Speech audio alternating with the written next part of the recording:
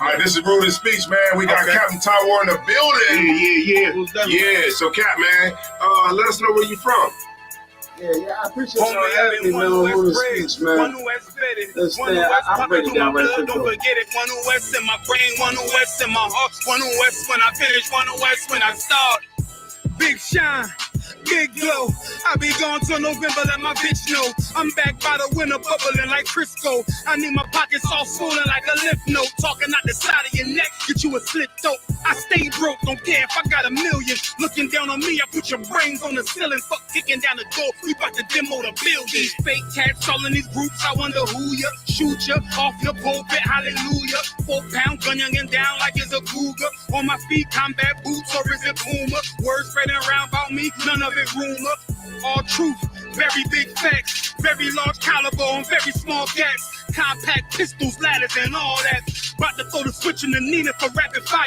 Got the 5.7 equipped with the magnifier. Boom shakalaka equipped with the rim rocker. We ain't really got beef, yeah, Ramak with a bin shot ya. The best rhymer since Pac and Big Papa. Big llama, big juice, I'm Big Jamba. Quarter tank of gas, I ride like a big timer. No informer, no sweat, not in China. My conglomerate wreck like King Kong. No Asian pun me, no chink in armor. Remain calm through our pain that bring drama. Stay focused on things that bring karma. Took all pressure, applied and made diamonds. Stayed true, kept shit pure, my name honored. Paid all dues and debts and kept promise. Make sure you show respect, pay homage. I'm one West bred, one West vetted, one West pumping through my blood, don't forget it. One West in my brain, one West in my heart. One West when I'm finished, one West when I start. I said I've been one West bred, one West vetted, one West pumping through my blood, don't forget it. One West in my brain, one West in my heart. One West when I'm finished, one West when I start. I'm the hottest on the market, don't make me start it. I'ma pull up in a Spider-Man and Peter Parker.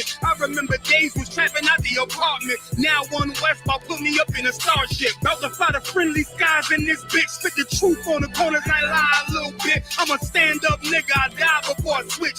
Down or we up, I'm cool with who I with. I'ma be war the king and stay dangerous. Hold down the biz and fam, remain blameless. Now rappers drippy with styles we made famous. First with studs and spikes in any city. Designing charge a stack for shit that can't fit me. Had fringes on my coattail way before Jimmy. Funny how the general ain't even see a penny. Better show respect, get smoked like a chimney. Keep my name out your mouth, don't even think it. Send a real Smith at y'all, no Jada Pinkett. Both ball heads, my grain a $1.50. Off my man to the game, that pain that stuck with me. Had to find a cheat code to the street though, cause the niggas getting fouled, shoot you like a free throw. Keep spitting acid like a Mino, and the nigga be the nicest with a mean flow. Try to ride my wave, you gon' need a speedboat. I'm hot like 100 degrees in a peacoat. Scarf in the sweater, I embark every letter. It's UPK, not a part, but together. Homie, I've been one West bred, one West vetted, one West pumping through my blood, don't forget it. One West in my brain, one West in my heart. One West when I'm finished, one West when I start. One West bred, one West vetted, one West pumping through my blood, don't forget it. One West in my brain, one West in my heart. One West when I'm finished, one West.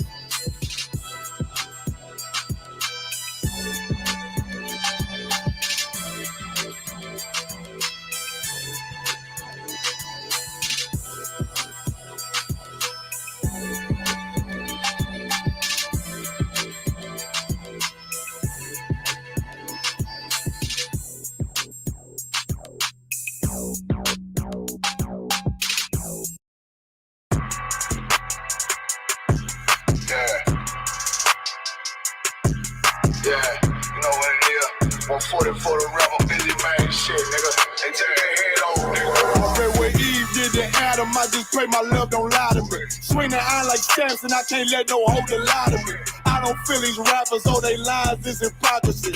Ain't no competition, ain't no rivalry. Niggas think I'm playing, I don't hear one word they saying, this shit light work. Think Muhammad one of us, he might lose his life first. Circle up and stay alert. Another cop just stretch the nigga. He ain't demon, it's an exorcism. Watch I bless the nigga. You took that open blood, then you know I'm gonna get active with switcher. From the opposition, I see vision. Let me paint the picture. Rappers, can they spin? I ain't listening. Is it effective? If revenge was a woman, now I scope that bitch like Jacob. So time war, we gon' run the summer. It's gon' be historical. Thought they making plays, made them niggas call the audible. Ask who run this shit, but that question is rhetorical.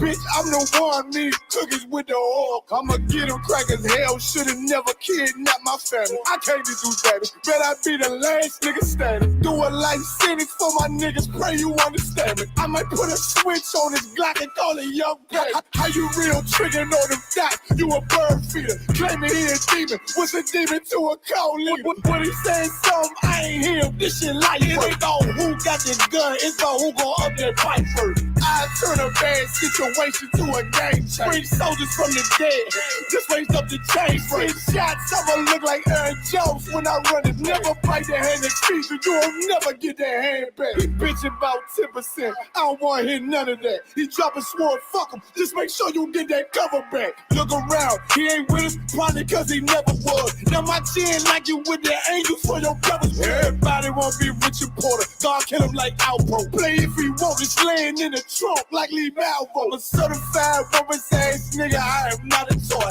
Hey, out with that hollow side, yeah, this the rim accord. Feel like Gullah Jack when I'm in Fayetteville, you feel your boy. Still up on my brain, still I think that's all that I do. The way I get it, boy, lost, they gon' start to call him Elroy. Fuck his game, pop out on them demons like I'm Hellboy.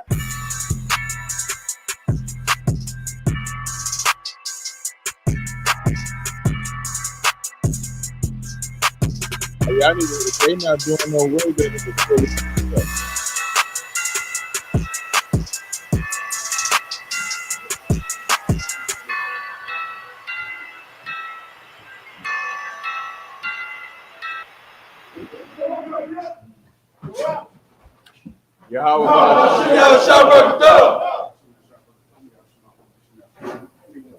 So yes, sir.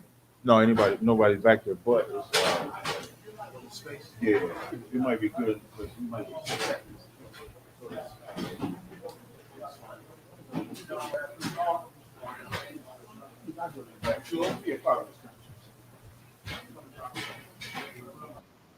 All right, I'll take your questions online, questions in the room. Akio, let's have a seat.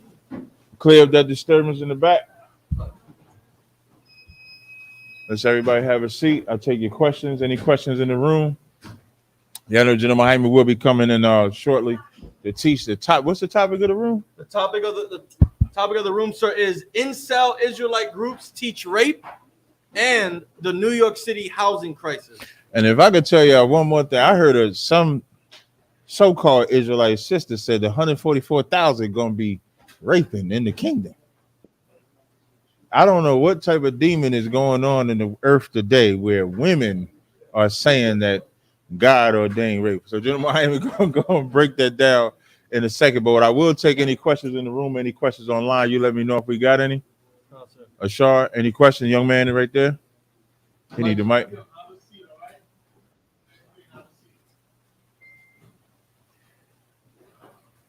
What's your question, brother?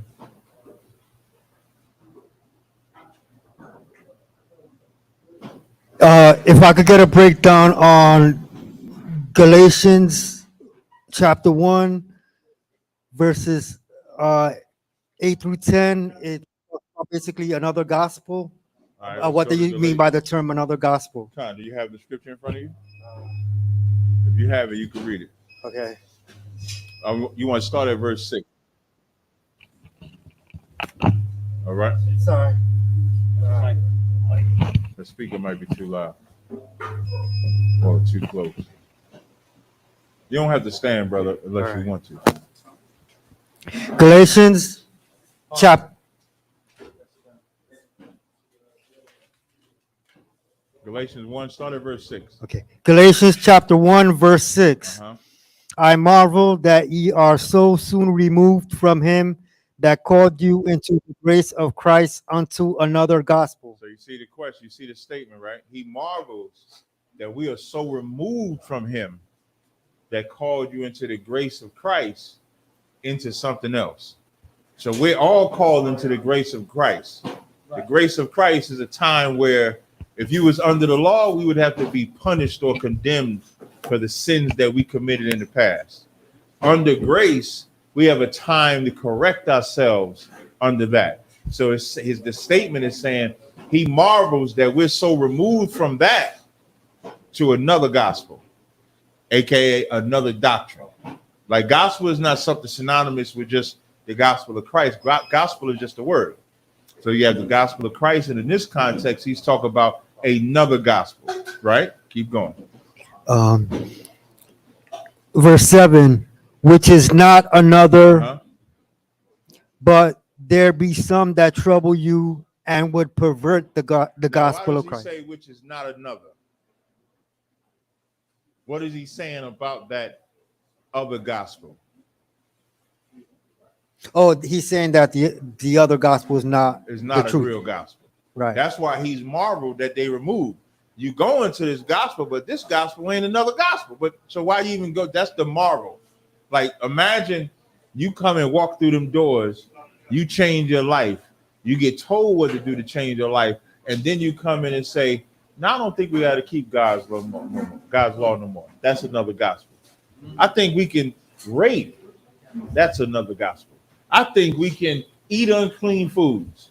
That's another gospel. That's why he says, which is not another, because it's really something that you want to do.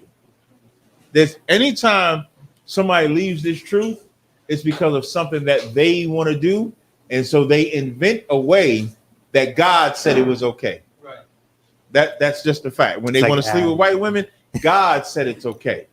When they want to rape, God said it's okay. When they want to get high, everything is about. And now they can't say it in here because we're under the grace of Christ and we know what God said.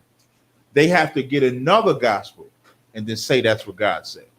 Keep going. Verse 8, but though we or an angel from what? We or an angel from heaven preach any other gospel unto you than that which we have preached unto you, let him be accursed. So now this is where your question starts to be asked at. Though we or an angel preach any other gospel unto you, other than that which we have preached to you, let him be accursed. So now, would an angel teach something opposite of the Most High? No. He wouldn't. So the point of that verse is, if we do it, so we come in here and preach something different than what the Lord said, then the person that's bringing something different, let him be accursed. Even if an angel do it, let the angel be accursed, because God has to be the one we obey. We have to obey God over everything. God. You know how they say that? You ever heard that term, money over everything? For ISUBK, it's God over everything. Yeah, right. That's what it is. All right. So now, read verse 9. Verse 9. As we said before, so say I now again. If any man preach any other gospel unto you than that ye have received, let him be accursed. So now he's just saying the same exact thing. But then you also have verse 10 you wanted to, right? Yeah. Read verse 10. For do I now persuade men or God? And that's a heavy point. Because when you come in with a different doctrine, you're no longer trying to just persuade men. You're trying to persuade the Most High. You're trying to take God's words, persuade it to your lust, and then say God said it. Right. That's what you have to understand. Like, and the marvel is like, well, goddamn, you done did all this cleaning up, serving the Lord, and then now you coming in here with what you was doing, and it's always what they was doing in the past. It ain't nothing new. Whatever sin, whatever brand new thing they telling you guys said you could do, when you go back into their life before they came into the truth, you're going to find out it was the demon that would keep them out of the truth, that was swept away for a time. You know, when Christ was tempted, in Matthew the 4th chapter, when Christ went through that after he fasted, remember when Satan tempted him, right? Okay. What did it say when Satan left? Who knows what it said? When Satan left Christ, who knows what it said? Anybody? Go to Matthew the 4th chapter and Angel. Okay. I'm listening. What is it? Matthew No, 4. it might be the one. I might want the one in Luke. Oh, Give Luke. me a second. Yeah, go to Luke 4 and 13. Luke 4:13. Luke chapter 4, verse 13. And when the devil had ended all the temptation, he departed from him for a season. For what? A season. It didn't say he departed from him forever. You notice that, right? Come. You know, you go in that Christian church, they tell you God's so saved, you go up there, give your life, and Satan's supposed to poof, pow, just be gone. That's what they tell you. Right. You come outside, though, that sin that you love is right down the street. It's right around the corner. It's right next door to you. It's right there. It does not leave. It says it leaves for a season. All right. How about shoot out shot rubber stuff? Clap it up. Give my hand.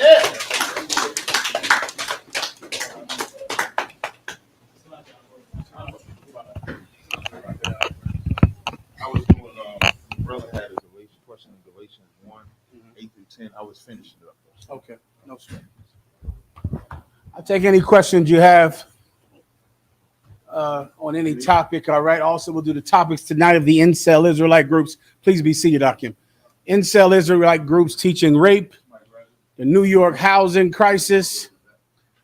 But first, pasati mi gente, hermanas, sacerdotes y oficiales, mi nombre es General Mahayaman. Soy tu hermano y estos son los anuncios. Somos la escuela israelita. Somos la escuela israelita de conocimiento práctico universal. Comenzamos en 1 Oeste Calle 125, Harlem, Nueva York. Desde 1969, debajo del comando de el general Yahana. Carnales, esta es la verdad. Si tú eres latino, negro o indio nativo, tú eres Israel, el pueblo elegido Dios. Tu madre y tu padre dicen que somos un culto y mantienen su iglesia sin culpa. With that, I'll answer your questions. All right? Please. You wanted to lead in with that that song, a poem? Not yet. First, let me get the questions. When I get into my topic, that's where we're going. Yes, sir. All right.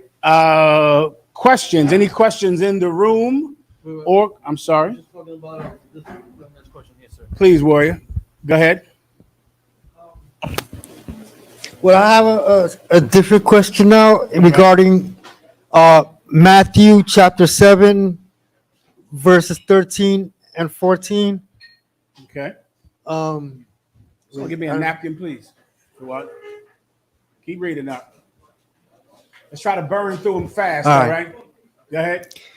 Verse 13. Enter ye in at the straight gate, for wide is the gate and broad is the way that leadeth to destruction. Let me break this down for you.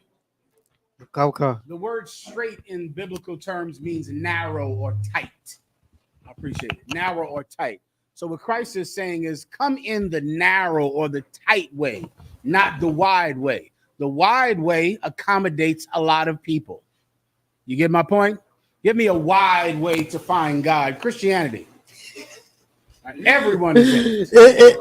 Islam, you got Republican Christians and Democratic Christians, and Republicans and Democrats hate each other. You have black Christians and white Christians who hate black Christians. You have white people who hate black people and black people who are angry at white people because of slavery and oppression, and they both have the same God and are in the same religion. Islam, you have the Sunni and the Shia Muslims. You have countries who shoot each other and kill each other, and they're in the same religion. You have the wars of Europe, my God, which were fought by all the Catholics of France and Europe and England, and they were all in the exact same religion. All of them worshiped Rome, and they killed each other. Right? That's the wide gate, Doc. It accommodates a lot of people.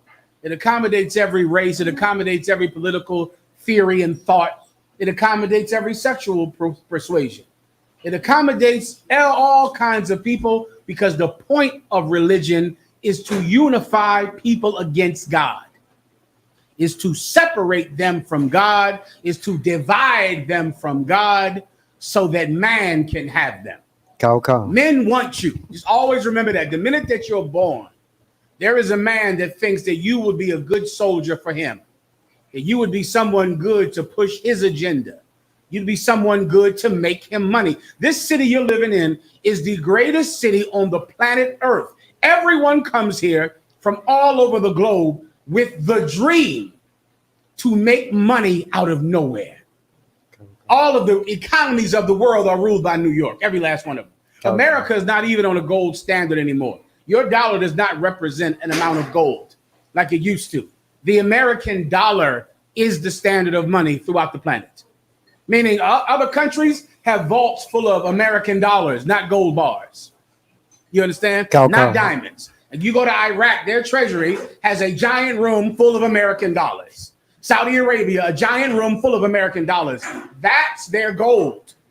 Now, how did the dollar do that? How did America surpass gold to be what the world considers is universally accepted value? Because of greed and pleasure and lust, because people serve men and not God. People serve their own greed and not God. And there's always a man looking for you to join him. Oh, please believe that. You understand, right? So what should you look for? Not the one that accepts everyone, not the religion with the most people, but the religion that is hardest to get in. That's a straight gate where you want in here, but you can't get in here. You get my point? You wish you could join, but you can't. If I may, I was asking the question because I was just reflecting recently that how like Christianity was, and even in recent times, I don't know about the present time, but one of the biggest, if not the biggest religion in the world, even when people just professing they believe, but that kind of goes against what scripture says that narrow is. That's exactly. Alexa, what's the biggest religion in Africa? According to the Association of Religion, as of the most recently available data from 2010, the largest religion in South Africa was Christianity. About 84% of its population. You understand that? 1,200,000. What, Alexa, what is the largest religion on the continent of Africa? From geeksforgeeks.org. Islam is currently the largest religion in Africa, closely followed by Christianity. Right. It's not a voodooism or African culture or beating drums. It's not the leopard. It's not Unga Bunga. It's the church that you go to when you were young. They got those over in Africa. It's the mosque that's up on 115th Street. It's the same thing everywhere. They rule the planet Earth. Christianity and Islam. Come on. Mike. Salakia, sir, it's so funny that you asked two questions and it basically went to the scripture, because you asked what's the biggest religion in South Africa. You asked what's the biggest religion in the continent Africa. One said Christianity and the other said Islam, and the scripture says wood and stone. That's a fact. I believe the young brother has the question. You got it correct. Solid. Next. It's good scotch in here tonight, as usual, brothers. Give him a hand. Woo. It's going to be a good barbecue. That's the 10 year. 10 year. This is going to be a good barbecue this year. Give yourselves a hand. I can smell it already. All right, go ahead. Any other questions in the room? Any questions online? Yes. Go ahead. I have a question for Officer Locum, sir. Give me a way to perch this up, a stand for this phone so I can try to go live. Yes. Go ahead. Right here for you. No problem. Set this up for the general bubble shot for his phone. There's another piece. See if you can find the piece. Bubble shot. Like Okay, whenever you're ready. Concert. Look, call it. Someone get Genesis 7 and 22. Locum Ya Allah would like to know the breath of life that Adam got in Genesis 2. Is it the ability to follow the law and the instructions? Then what is the breath of life the animals had in Genesis 7 and 22? I'll explain. Go ahead and read it whenever you're ready. Book of Genesis, chapter 7 and verse 22. All in whose nostrils was the breath of life of all that was in the dry land died. I'm sorry, you better. This is after Noah came off the ark, or where are we reading from right here? Genesis 7:22, sir. Okay, go ahead. I believe this is at Noah, right? This is Noah's gathering He's gathering them up. Solid. All right, go ahead. Verse 23. And every living substance was destroyed, which was upon the face of the ground, Oh, okay, move it. both man and cattle, Mm-hmm. and the creeping things, and the fowl of the heaven. And they were destroyed from the earth. And Noah alone, and Noah alone only remained alive, and they that were with him in the ark. Verse 24. And the waters prevailed upon the earth 150 days. Just take me to the breath of life part when you get it. All right. Where is it at? Salaki. Verse 22. All in whose nostrils was the breath of life, of all that was in the dry land died. Okay, so that's the part he's talking about. That's talking about the breath of life in all the animals, meaning the animals who were alive and did not get on that boat, they were dead. So the breath of life is literally talking about the breath that you breathe when you're alive. Everybody gets that, right? Now give me the precept that the brother is referring to. Can't do this shit. Go ahead. You know where's that, right? Book of Genesis chapter 2 verse 7. Mm-hmm. And the Lord God formed man of the dust of the ground and breathed into the Lord did what to man? Form man. Now, what day is this in the days of creation? The Most High God created the heaven and the earth and all things in it in 6 days. And on the seventh day, he did rest. This creation is done on the seventh day. This is done after the work that he did to make everything breathe, which lets us know that this breath is metaphorical, because all things are already breathing in those 6 days. Adam was born on the day of rest. That's in the New Testament. He was born on the day of rest. He was not born in the 6 days. If he was born in the 6 days, then this could be talking about physical breath. But this is during the day of rest after creation was finished. So this creation is not the first creation, but the second. This birth is not the first birth, but this is being born again. The term born, all of us were born, correct? Okay. We all came out of our mother's womb. That's in Leviticus. That's in the book of Matthew. So how can we come out of her womb again? Well, we're using the same word, born, but it's a metaphor, right? When Christ said, ye must be born again, Nicodemus said, how can this be so? For how can a grown man who has come out of his mother's womb come out again? People didn't understand it because he used the same term, being born. The second one is a metaphor. Well, the first one in Genesis about the animals living is actual life that everything has to have to survive. The second one is not actual life. It's the thing that every man and women need to not die. Do you understand the metaphor? Okay. Right? If you don't have this breath, you'll die. That's why the Most High uses it as a metaphor. Because if you don't have knowledge of the Most High's law, then you're going to die. You're going to die just as if you were strangled. It will be no different. If you lose your breath like a goat that lost its breath before the flood, you're going to lose your breath in some crack house or opium den or some whorehouse or on the street corner right around the corner where they're dying right now, walking distance from this school. Now, they're alive, but not really. You understand? They're alive, but not really alive, because that life that they're living is as good as dead.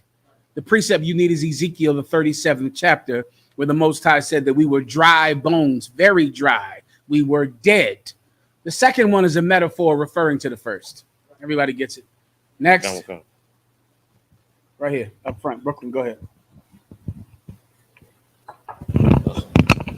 Salakia, so if I may, Christians are using Psalms 100, I guess 1 to 2 to say that to listen to gospel music. Can we have a breakdown to prove? All right, go ahead. Psalms 100. Make a joyful noise unto the Lord, all ye lands. Serve the Lord with gladness. Come before his presence with singing. They're saying that's what gospel music is. Joyful noise made unto the Lord. How about let's play I Gotta Have You. It's a gospel song. Who ever heard that song before? Raise your hand. I Gotta Have You. Play that for him, actually. Let's see if this is what the Christians are talking about. I got to have you. Psalms 100.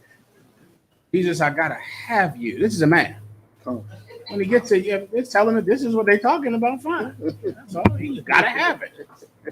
You're horny for him. You're horny for God.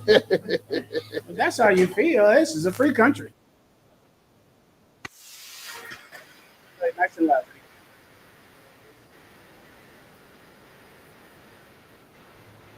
I'll be back. Let me hear.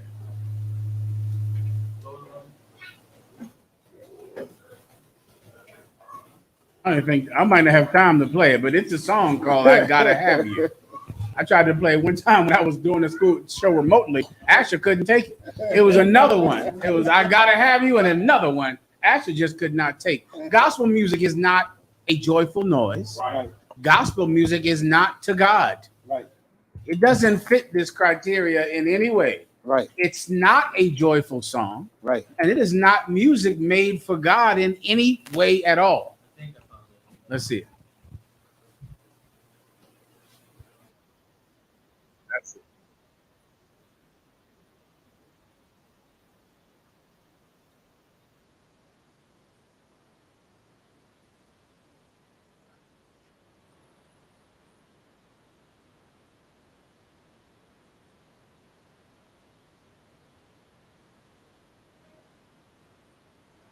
I have to put Kirk Franklin up there twerking.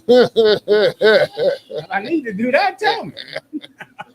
I'll do the whole class and show you gospel music. Right. And then you just tell me, is this for God? Right. When I have Kirk Franklin right up on this screen, twerking hard like he's trying to earn his rent. Right. If that's what you need, I'll play it for you. Gospel music has nothing to do with God. You need some precepts to cut him? You're going to go to Psalms when David said, how shall I sing the Lord's song in a strange land? If I forget ye, O Jerusalem, let my right hand forget her coming. Let my tongue cleave to the roof of my mouth. Right? David refused to sing to make his oppressors happy, which is what gospel music is. Gospel music is music to make white people comfortable. That is it. Gospel music has nothing to do with God, but when white people see you singing, I gotta have you, they go, he's a good one. He's not dangerous. He's not going to rob me. He's not going to shoot me. He's a good boy. Right. Gospel music pleases white people. White people love to see you sing, but they hate to hear you speak. Right. Do you understand? Sir. Give me the precept. It's in Psalms 137 and 4. This is when David wrote this song, brother, about them. Remember, he's king over Israel at this time. And he's writing music. And he's telling everyone the condition where he will never write a song, never sing a joyful song. Keep going. How shall we sing the Lord's song in a strange land? Say it again. How shall we sing the Lord's song in a strange land? King David, he wrote the songs. Those are his. He said, how shall we sing the Lord's song in a strange land? Keep going. If I forget thee, O Jerusalem, let my right hand forget her cunning. Your cunning, meaning his hand knows how to fight, knows how to throw, knows how to defend himself. If I forget Jerusalem, then I don't want my hands to work. What else do David's hands do? Play the guitar. Right. So if I forget Jerusalem, let my right hand forget how to play the kinar or the guitar. Right. Keep going. 6, if I do not remember thee, let my tongue cleave to the roof of my mouth. I won't be able to play the guitar. I won't be able to sing at all if I forget Jerusalem. Gospel music has forgotten Jerusalem. Right. Gospel music has forgotten Israel. Right. Gospel music is music designed to please white people. Right. Keep going. If I prefer not Jerusalem above my chief joy. Of my chief joy. Keep going. 7. Remember, O Lord, the children of Edom in the day of Jerusalem, who said, raise it, even to the foundation thereof. In the UPK, we sing plenty of songs. The Hebrew Academy sings the whole Hebrew Academy. But we don't forget Jerusalem, and we sing our songs for the Most High. So we remember when the children of Esau said to our city, raise it even to the foundation thereof. The term raise it is Old English for destroy it. Right. That's what the so-called white man said when we were under siege by the Babylonians. Right. He said, destroy it. Destroy it to the foundation. We're not going to forget that in our songs. In our songs, we remember that. Keep going. Verse 8, O daughter of Babylon, who ought to be destroyed. That's what our songs are about. The daughter of Babylon, who ought to be destroyed. That's a song. Why can't we sing that? Why is that not something that blacks and Latinos can sing? Because white people don't like it. Right. That's why. Continue. Happy shall he be that rewardeth thee, and thou hast served us. You know who's going to be happy? The person that gives you what you gave us. Right. And you remember that if you're from New York. This is the richest, the most powerful city on the planet Earth. And we live here at the expense of Donald Trump's and Rudy Giuliani's greed. Because of their avarice and lust. You live in the neighborhood you grew up in. Your mother suffers the way she suffered. Not because they don't have the money. Not because they can't afford to take care of the immigrants and the tribe of Judah, black people who live here, because they could do it all. Right. They could pay for everything. Right. But you live in such poverty because lustful men refuse to share anything that they've stolen from someone else. Right. We would remember that in our music. We remember that. Right. Continue. Happy shall he be that taketh and dasheth thy little ones against the stones. There's a song lyric if you need one. You don't want to sing about that? You don't got to have that? You don't love that? Read it one more time. You love this song. Concert. Y'all miss gospel music. You want to sing some songs? Let's sing one then. Verse 9. Happy shall he be. You want to say, make a joyful noise unto the Lord. Well, this is what makes us happy. This is what makes God happy. Happy shall he be. Go ahead. That taketh and dasheth thy little ones against the stones. Yasha Allah. So that's beautiful music. Beautiful. It's in the Bible. It's what God said. Forget about it. Anything else? Go ahead, Art. You need one more precept box. You go to Amos 5:22. You got that? Where the Lord said, I hate your songs. That's it. He says, I can't stand your effing singing. Go there real fast while I'm getting the next question. Go ahead. Who had the Salaki one, if I may. Can I get a breakdown of 1 Samuel chapter 15, verse 2? It's the book of 1 Samuel chapter 15, verse 2. You got it, Brooklyn, yet? Amos 5:22, so we get in the topic.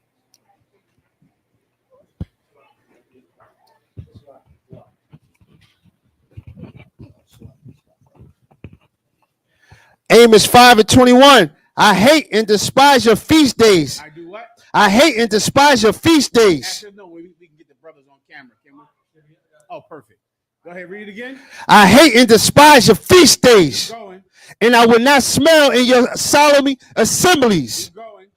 Though ye offer me burnt offerings and your meat offerings. Put down the songs. It's right here. Take away from me thy noise of thy songs. It's in the Bible. Right there it is. I don't know what else I could do for Kirk Franklin. That is noise. He does not want to hear it. It's aggravating to the ears.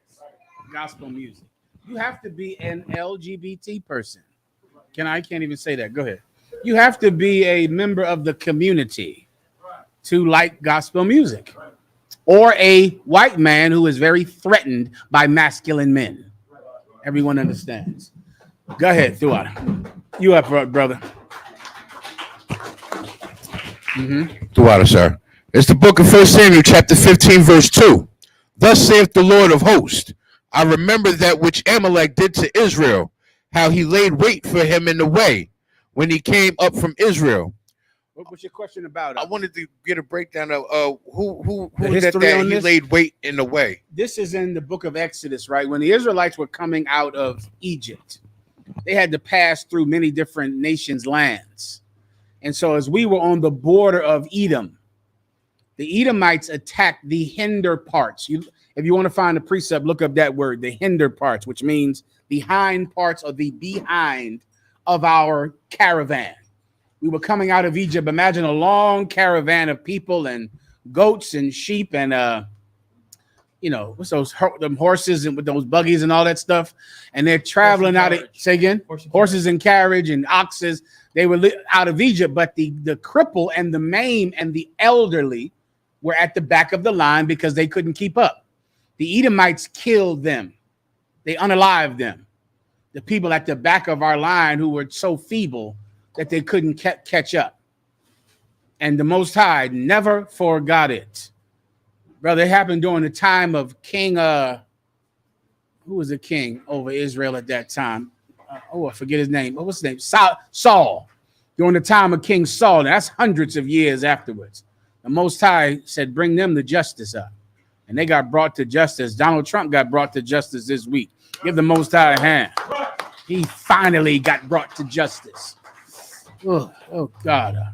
I've been waiting for so many years. I moved up to New York. I've been going back and forth to New York for 20 years, brother. Living in New York, Washington, D.C., Philadelphia for 20 years. Being terrorized by Rudy Giuliani. Terrorized by him. Well, you can't drive. You can't walk outside. You can't sit on your step. You could do nothing in this city as a innocent person when Rudy Giuliani was mayor of this city, brother. It was a brother who got who got unalived by the police for doing nothing. They kept trying to entrap him to get him to sell drugs. He said, I don't sell drugs. The cops, these are squads that Giuliani had, all of these different squads to jump out and attack people every day. They kept hounding him till the brother got angry, and then they unalived this brother. And Rudy Giuliani said, well, he might not have been a drug dealer, but I guarantee he was no altar boy. Come to find out he was an altar boy. He actually was an altar boy. He was. And forget about the Central Park 5. I mean, children are these 5 children that were doing nothing but being in the park. Nothing. And they went to jail for years, robbed them of their childhood, robbed them of their dignity. And so many countless people rotting in Rikers Island, brother, waiting for their trial date for years, dying. We can't forget how the program Exodus across the street Mm-hmm. got their millions of dollars grant taken away from smuggling drugs into Rikers Island. And last month, a week ago, they had a 9th overdose death in Rikers Island. And this Rudy Giuliani was considered America's mayor, considered the greatest mayor ever. And you were being terrorized by him. And Donald Trump was a slumlord who was celebrated for driving blacks and Hispanics out of their buildings so he could sell them and make more money out of their apartments, driving them out, turning off their heat, not sending exterminators to their buildings when they were infested with rats, knowing that they would have to leave, and then he could flip that building and charge 20 times the rent. And these people were celebrated here. And finally, this week, Donald Trump was brought to justice, brother. Okay, just imagine a world where he's brought to our justice. Right. Just imagine that. The thought of it will drive a man to change the way he must change. So he could be the one to administer justice to Rudy Giuliani and to Donald Trump. Well, the Most High did not forget what these men did to our poor, to our neglected, to the feeble and old people that couldn't walk. He went to them and he unalived them because they were too weak to fight back. The Most High said, remember it. Remember it. Continue. That was it on that verse 2. Was that your question? Yes, to water, Solid. sir. Next. if I may to that, Azahab and I, we actually met one of the brothers from the Central Park 5 a few years ago at my old school, and he told us about some of the trauma that he had to suffer being in prison for X amount of years, how he had to grow up real fast, being in there with all the men, not to mention the fact that he was being accused of raping a woman, and how all men feel about raping women and children in prison. Listen, Donald Trump is quintessentially what every white person idolizes and wants to be. And that is why he became president. He became president because he is what everyone aspires to be. And that's why I think this week is the 50th anniversary of hip hop, right? Yeah. Once again, hip hop is great music, like 1,000 different genres of music that our people created. But what shocks me is when I hear black people talk about Sexy Red and how garbage hip hop is.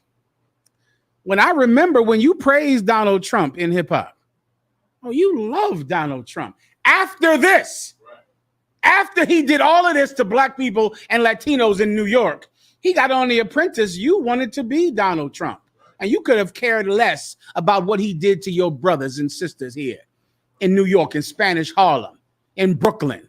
Well, I mean, listen, I don't know what harm a Sexy Red is doing with all her holes.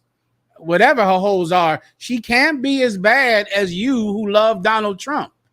She can't be as bad as that. Donald Trump was disgusting and vile. We're going into him tonight. Right. Tonight. And Rudy Giuliani.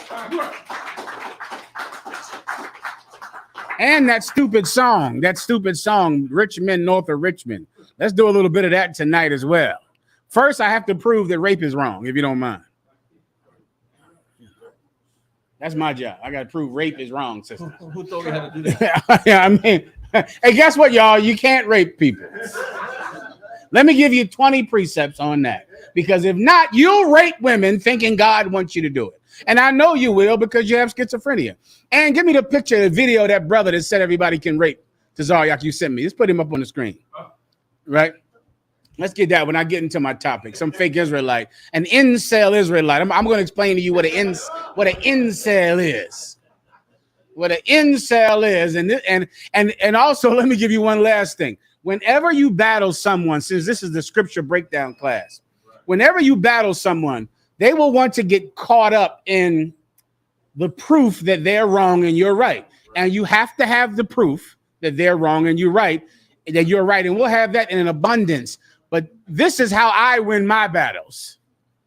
I focus on their motivation for saying it. Why do they believe this? And there is a reason that fake Israelite groups, the IUIC, all of the little random ones that are in New York, there's a reason that they all believe that, I can't say it on this TikTok, that assaulting a woman is lawful according to God. They all believe it. Every last one of them. And there's a reason, because they're incels. Incel Israelite groups. I'll get to that when I can get to my topic. Are we doing the thing tonight? The cross the line, or was that last night? Solid. All right. Give me a few more questions and I'll get into my Sluggy, if I could. We got South Carolina on with us too, sir. Oh, Salakia. South Carolina, give him a hand. And of course, we got headquarters, Jerusalem, Harlem. Give him a hand. All right. South Carolina, any questions? Yes, I have a question for the general. Hold on, get raised about Second Peter and 4. Hold on. Say it again. 2 Peter, verse 4. 2 Peter, verse 4. A general breakdown. 2 Peter, verse 4. No problem. Especially no, I just want to hit the definition for incel, just in case people don't understand what it is. Why don't we wait for it? All right, we'll wait. Definitely, I'm going to need it. Let me just try to burn these questions up real fast. All right. I try to keep it short. I can just ask you a question. Let's get it in. Ask all of them. Get it over with. South Carolina, can you move your mic closer to you? Yeah, Common Con, sir. I would like a general breakdown on 2 Peter, verse 4, when it has reference to the angels. God spared not the angels. Go ahead and read it. For God spared not the angels that sinned, but cast them down to hell. Can you bring your mic closer? You gotta be a little bit closer. For can you hear me now? A little better? That's a little better. So you can raise the volume. A little better now? 2 Peter chapter 4. Anyone else have a question? Was it something in specific? Now? No. Anyone else in the room have a question? You got it now? Anyone else online in the chat rooms? Can you hear me now? Okay. A little better. Go ahead, Ak. Okay. Salakia, sir. 2 Peter verse 4. General breakdown when it has reference to the angels. For if God spared not the angels that sinned, but cast them down to hell and delivered them into the chains of darkness to be reserved for unto judgment. Like a general breakdown. You want to know what the angels are? Yeah, Khan, sir. The angels are you and I. We're God's messengers on earth. Most High in Christ. The precepts that you need is there are three that bear record in heaven and three that bear record in earth. We stand for the Most High on earth the way that the angels stand for him in heaven where he sits at. The problem is we're God's representatives here, but we're men, so we fail. We fail at being his perfect messengers. We fail at being his angels. So what happened to us? It's right in front of you. We cast down to this as a judgment for us. Why does it say cast down? Break that down. We cast them down to hell because we're cast down because we're living in our hell, sir. Give him a hand. Yeah, we're down. We're back in the 70s. They used to say we are down and out. Y'all still say that? Down and out. I know you still say depressed. Well, depressed is down. I'm feeling low. I'm low, man. My money's low. Right? We're low in spirit, low in stature in the earth. That's us. Why? Because we sinned against the Lord our God. Oh, and he threw us into chains of darkness. I know you understand that. That teaches itself. That's how you got here to New York. So many people think like people in the South were in the South and what's right below New York and in the below the Mason-Dixon line? Jersey, Georgia. No, yeah, Georgia, Virginia. The DMV area. No, even low. What's the bottom one down there? Come on, in the map. If we had a map, you'll see it. Those people walked from those countries and just went north, following the North Star. And that's how they ended up in Chicago. Whatever the southern place is under Chicago, they just walked. The southern place under New York is where people just walk from. And in your mind, sometimes you could think you were living in Alabama or Texas or someplace, and you just wanted a better life. And so you came to New York because you know that they were making cars up here and they had jobs up here. Even after the Civil War, the average former slave was paid 75 cents a day when he worked in the South. The average black person in the North made $5 a day. So because of that, you could think they just, walked out of there for a better life. That's not what happened now. They were run out of the South. It was more like the Latinos from Guatemala, Venezuela, and Mexico who crossed the Rio Grande River and fight to get here to America. Not just because America is better than their home, but because their home is absolutely unlivable. They cannot live there anymore. That's the way it was in Alabama. It was where you could not live there. They were using usury and interest to run you out of your land when you were a sharecropper. You owed the person who owned the land. Over the years, the debt just kept piling up because of the interest rate that they put on black people who were former slaves. And then the terrorism from the Ku Klux Klan and the average white man made your life a living hell. And then you were willing to walk to work in New York. And that's how blacks and Latinos came to New York, brother, because they were terrorized in the South. Terrorized. We were put in chains of darkness. And then we got to New York and they unalived us here. We're going to go over the draft riot. I forgot to send you that today. Give me the specifics about the draft riot that happened right here around the corner, right here where you're sitting. That's where the draft riot happened. All right. This is talking about us, warrior. All right. I'm fine for now. Walk the water. Anything else? North Carolina, anything else? I mean, South Carolina, anything else? The water, brother. Your mic is muted, by the way. Chat room, go ahead. All right, so I have a question from online. This is from Officer Amawan. Says, Shalom, if I can get a general breakdown on 2 Kings, chapter 7, verses 18 through 20. That's 2 Kings, chapter 7, verses 18 through 20. I'm ready. When you got it, read it, all right? I'll take one. Go on, warrior. See me one more time, please. Whoever has it, read it, please. Yes, verse 18. 2 Kings chapter 7 verse 18. And it came to pass, as the man of God had spoken to the king, saying, 2 measures of barley for a shekel, and a measure of fine flour for a shekel, shall be tomorrow about this time in the gate of Samaria. Verse 19. And that Lord answered the man of God and said, now behold, if the Lord should make windows in heaven, might such a thing be? And he said, behold, thou shalt see it with thine eyes, but shall not eat thereof.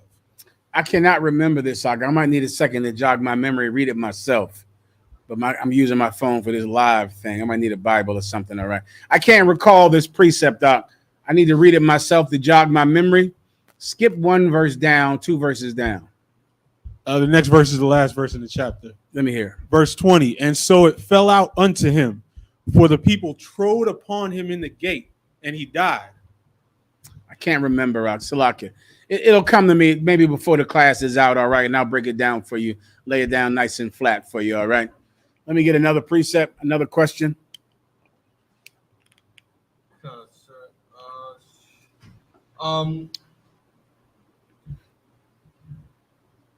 Nadayab would like some scriptures on proving sex is marriage. No problem. Well, you can start with Adam and Eve if you want, right? I'd probably go there. So many of them. Sister? I appreciate it. Thank you. Mike, give a water. The precept on Isaac and Rebecca. Remind me of that one. Say that again. Isaac and Rebecca. When Isaac was looking for a wife, he had to go. Yes. Give her a hand. I remember now. You got me. Yes, Isaac and Rebecca. When Laban, the father, that whole thing, that's a perfect precept. When Isaac had sex with Rebecca and they were married. You got Tobit. When Tobit went and married that sister, that's another excellent precept. Let me just think of one for you. What's one catch-all? Say again? I'll take that, whatever you have in the back.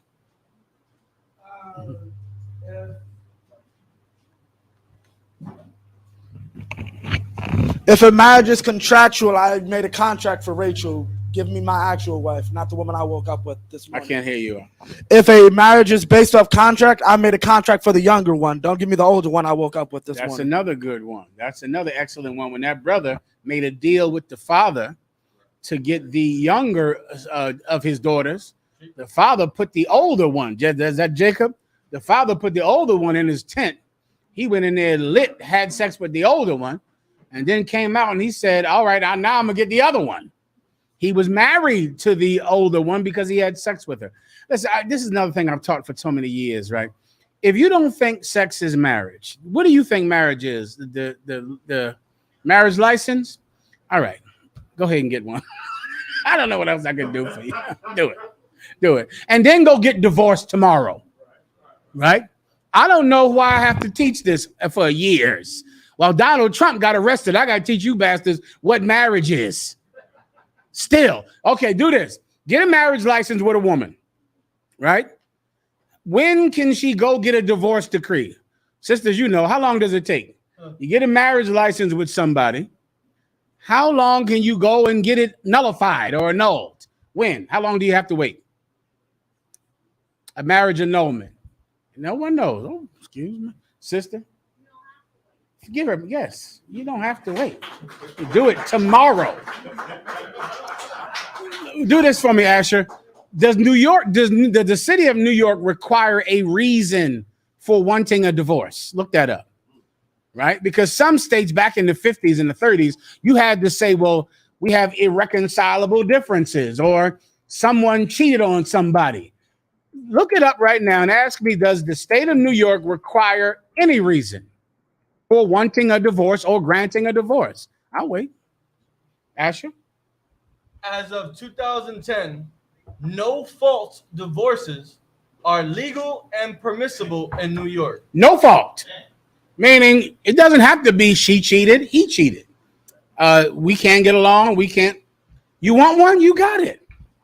You walk in there and say, we don't want to be together. And they stamp it. You're not together. It's over. Now that's what you think marriage is. Oh yeah. And two men can go to the justice of the peace and Frank and Johnny can both get married. Now, give me another man. You don't have a piece of paper that puts you two together. Some of you women don't know that brother's name. You still call him Ricky. That's not his name. You call him. I used to be in the world like I wouldn't even tell him my name. They don't know my name. I give them my nickname. Lord, forgive me. Sisters, that's not even his name. You ask somebody, ask you, what's your husband's name? Ray? What's your boo? What's your husband's name? Give me some of the Jake's names. Pookie, that's the he getting everybody pregnant. Pookie. You tell somebody his name, Pookie, you don't know his name. You don't know his name. You don't have a marriage license. You don't have a ring. But he has sex with you. And he owns your heart for the rest of your life. And you try to move on from him. And you try to forget about him. And he becomes the love of your life. And you can never forget him. You cry at night about him. You hurt over him. You start to say, well, I'm going to be different in my next relationship because I was like this with Pookie. Then you get a new man. And guess what you talk to your new man about? Come on. Pookie. You sit at night and go, well, see, he really hurt me, Pookie. You're not going to hurt me like him because I gave my all to Pookie. And your new man has to sit and heal you over the last man because your heart is broken and you never signed anything, but you gave him your body and your heart. Then he gets you pregnant. And now with no marriage license, no ring, and you don't know his name, you are tied to him for the rest of your life. And that baby didn't come from a contract. That baby came from sex.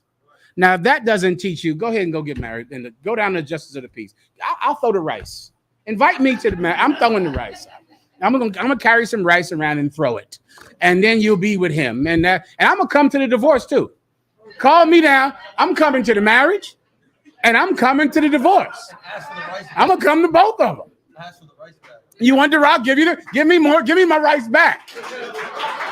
All right, I gotta go. I can't do this. I don't have the patience for it. Okay, everybody gets that. Do whatever you want to do. All right, go ahead. Became a big thing. Halle Berry is getting divorced for the second time. I got to pay 2 white men. Yeah, child support. Nobody wants to stay with Halle Berry. No one. All right, I gotta go. All right, next, I'm trying to get to my question. Come on, my topic.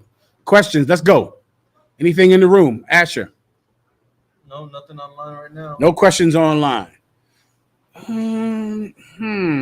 What am I missed something earlier that someone asked me. Someone asked me something and I did not do it. Or else, let's go into my topic. All right. What should I do first? The Incell Israelites or the New York thing? You wanted that poem first? That's for New York. Let's go into that. We'll save the Incell Israelites for later. Let me see the brother's picture for 1 second. To jog my memory, all right? Yeah. Can you send that picture, brother? The video. That's what I meant to say. The video. Select. Send it across the line. We'll do New York now. Give me the poem first, all right?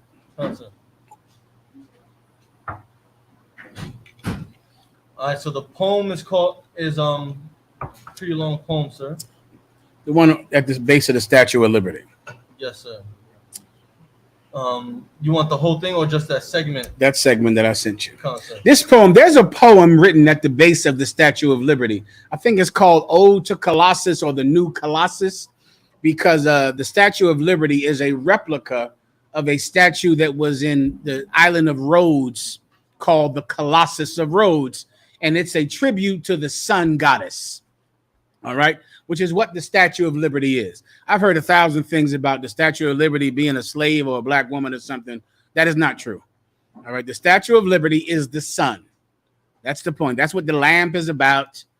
That's what the rays on her head is about. It's the sun. It is the sun personified as a woman, just like the Colossus of Rhodes was the sun personified as a woman. During its time, the Colossus of Rhodes was one of the 7 wonders of the world. Another one were the pyramids of Egypt, and the Colossus of Rhodes was another one. The Colossus of Rhodes was destroyed during an earthquake, so it's gone now. But France gifted America another Colossus because America at that time was considered the shining light to all the world. And New York personified the light that was America. America was, brother, the destination for everyone on the planet. It was heaven. You're sitting right now in New York City, and this was considered heaven. Everyone from all over the globe were fighting to get here because this is where you change your life. This is where you could have a fresh start.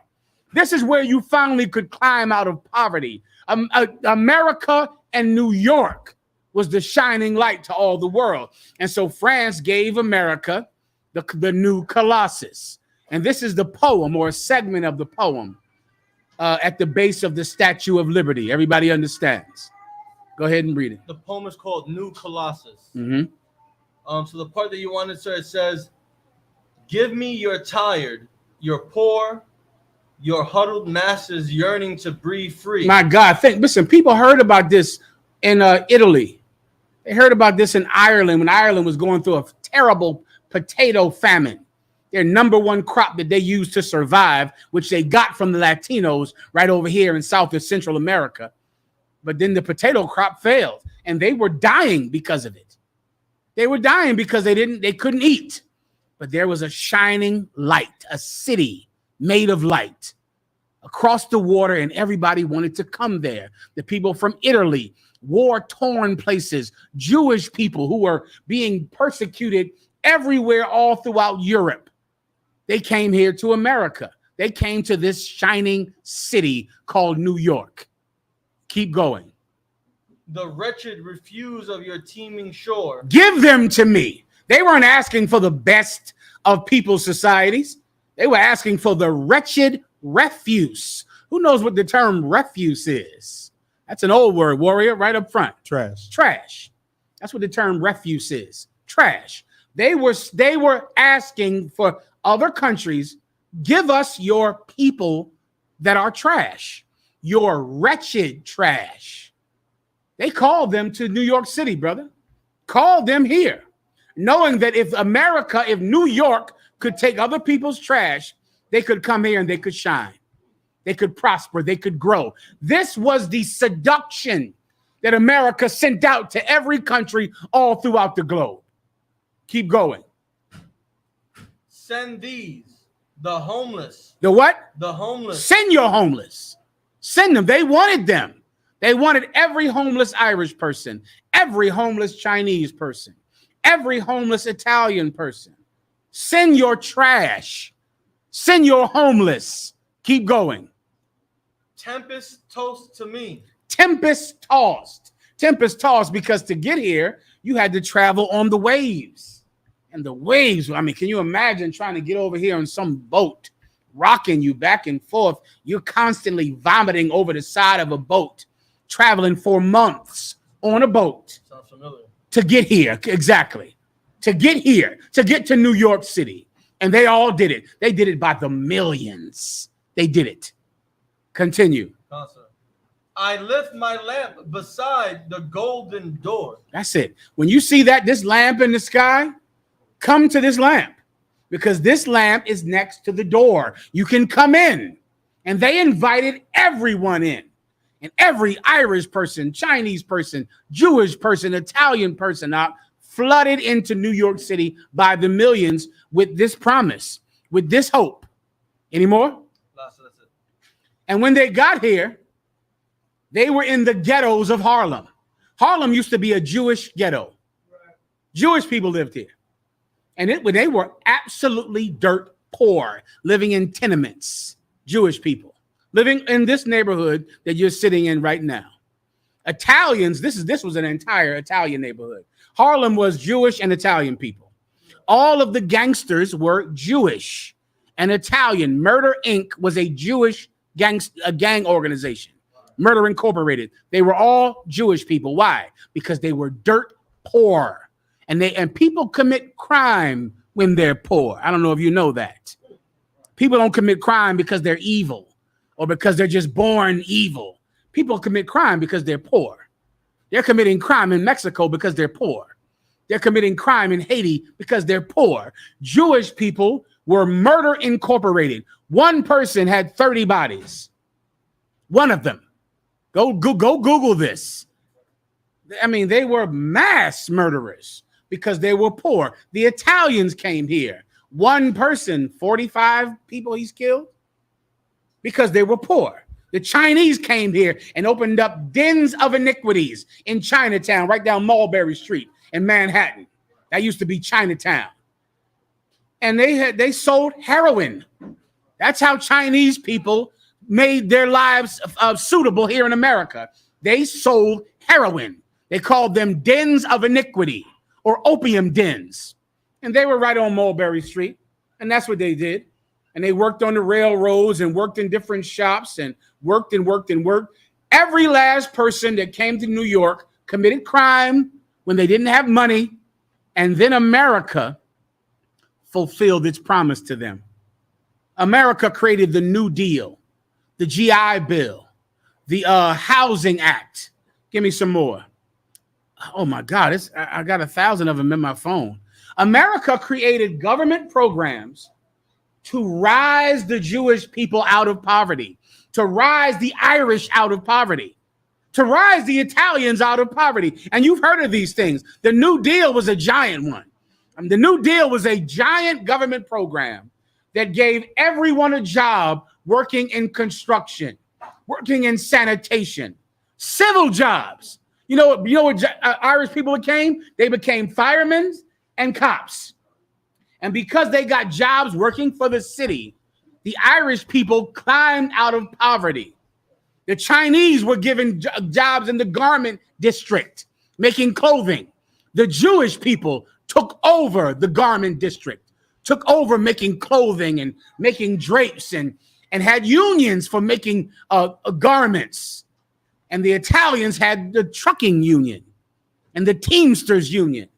And America fulfilled its promise to everyone but you. Do you know that blacks and Latinos were barred from the GI Bill? The GI Bill was a government program that said whoever comes home from war, they got this loan to give them a house and a car and a job that with no interest. That's what they received. None. And because of that, a man was able to work and his wife stay home because of the GI Bill. The New Deal provided, like Theodore Roosevelt said, a chicken in every pot.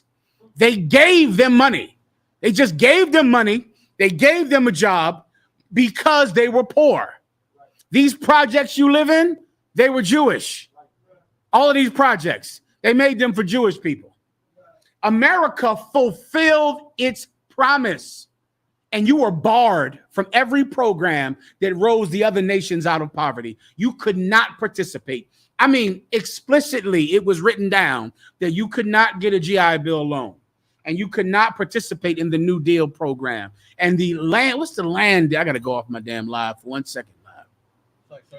Go ahead. And they just took affirmative action away from us. Yeah, I forget about that one. This affirmative action was for rich people. I'm not talking about that. I'm talking about programs that took Jewish people, Chinese people, Italians, and Irish from the bottom class to the middle class. Blacks and Latinos are not allowed to be in the middle class of America. Stand by so I can give you what the hell I got right here. The Homestead Act, that was another one. Go look up the Homestead Act, Doc. The Homestead Act meant that everyone could just come to the Midwest and just take land. The thought of it to me is just crazy in that they said, if you're willing to come here and get down here to Oklahoma, you can just have 50 acres. It's yours. You can just have 100 acres. You just take it, farm it, pay the taxes on it, and that's that. Social Security. Black people and Latinos were barred from having Social Security. You were not allowed to have anything.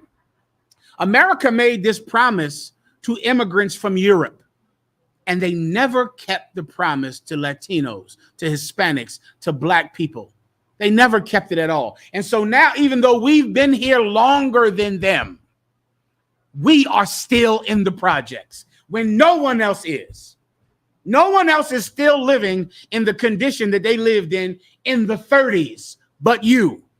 Everyone else has climbed out of poverty in New York, but you. And it's a very simple reason, because America has on purpose kept you in poverty. And I'll give it to you as simple as I can.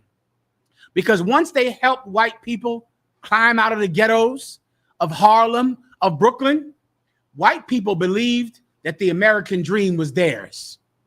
And they did not want you to have any. Even politicians could not give you the things that they gave white people because it made white people angry. They think the suburbs belong to them. They think it's theirs. They think that a good apartment is for them.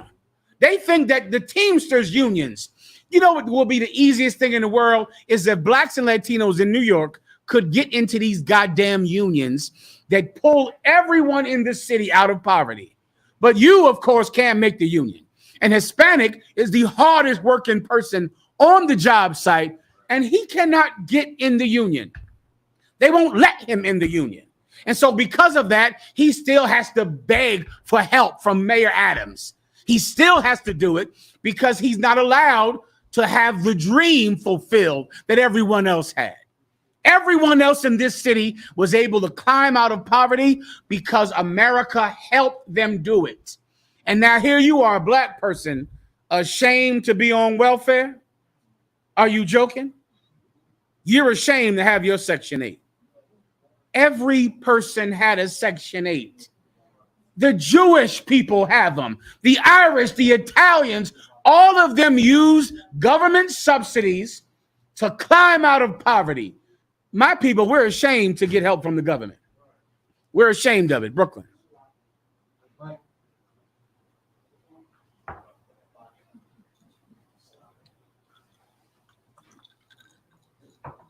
Salakia, sir, if I may. Give me that that city of murderers in the Bible. Section 8 is so real that the Jewish man scams Black and Hispanic people out of getting a Section 8. If I could, give me the Donald Trump right now. Read that one more time. Say that one more time. Salakia, sir, if I may. Section 8 is so real that the Jewish man scams Blacks and Hispanic men and women to get out of their Section 8. Right. Certain apartments in New York are rent controlled. And the amount of crime that landlords do to take your rent controlled apartment from you, it would make you cry to hear about it. What people go through in this city. I'm going to tell you tonight what people go through in New York. A lot of people outside of New York don't understand what you're living here. They think you're mean and angry here in this city. Forget about women. A brother from another city meets a New York woman. He cannot understand you. I'm telling you, brothers, am I lying? Oh, y'all from New York, so you used to it. You used to somebody yelling at you. You think you married to DMX. You marry a New York woman now. It's like, how'd I marry DMX? It is a culture shock on how hard New York women are. I mean, if you're not used to it, it's like being married to Method Man. But what I've told brothers often is that sister brother has lived a life that you can't understand. You cannot understand the kind of life she's lived and what she's had to become to be here. And remember, she comes from a bloodline of courage. If you're in New York, your people swam through swamps to get here. Your people fought because they did not want you here. The same way they don't want the Latinos here right now. They don't want the Latinos here. And they're fighting and still coming. So can you imagine the kind of courage that someone has to have to live here, holding on to a dream? Oh, they could get bitter sometime because of it. They can get rough. The good news is in the UPK, we're rough too. Right. Rough women don't scare us. I pray you understand that. Shalom. Matter of fact, show me some sisters. Hold that. Hold Donald Trump. Give me the sisters in New York living here. Let me show the people online listening from all over the country, all over the world, what it's like living in New York. Many people don't know what it is to live in a housing project. Who in here has lived in a housing project? Raise your hand. Give me the names of them, sister. Where's that at? Brooklyn. Give me the hand. What's the name of Penn Markman? Penn Workman Housing Project. Who else has a name? Taft. The Taft Homes. Give the Taft Homes a hand. Come on. Say again. Oh, Baruch. Oh, Lord, give Baruch a hand. That's famous. The Baruch housing. That's in Brooklyn, right? Lower East Side, Manhattan. In the back. Simeon. Sprite don't answer them. I know one was Murderville Projects. Murderville, you don't know the real name. I just know it's Murderville. I don't blame you. Give him a hand. Give Murderville a hand. Go ahead, in the back. Webster Projects. Marcy. Let me give you my favorite project in New York. Well, give me yours first, sis. Say again. I can't hear you. Gowanus Projects. Give them a hand. My God.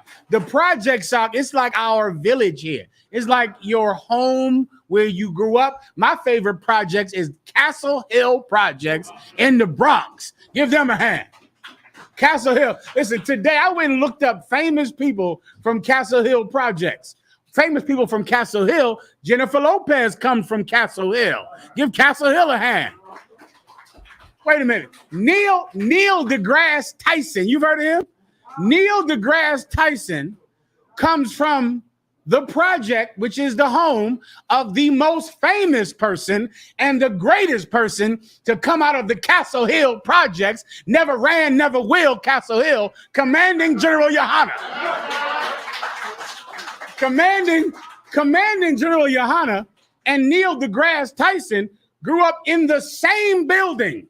In the exact same building at the exact same time. And you think about the people that grew up there in the Castle Hill projects in the Bronx, man, and Marcy projects, the Taft home, Patterson in the South Bronx. My God, what they have to go through. And they get up every morning, get up and wash and put their clothes on and get out in the world and fight to get this dream that everybody keeps talking about. Fight and get this dream that's supposed to be here, that everybody says is accessible to everyone but you.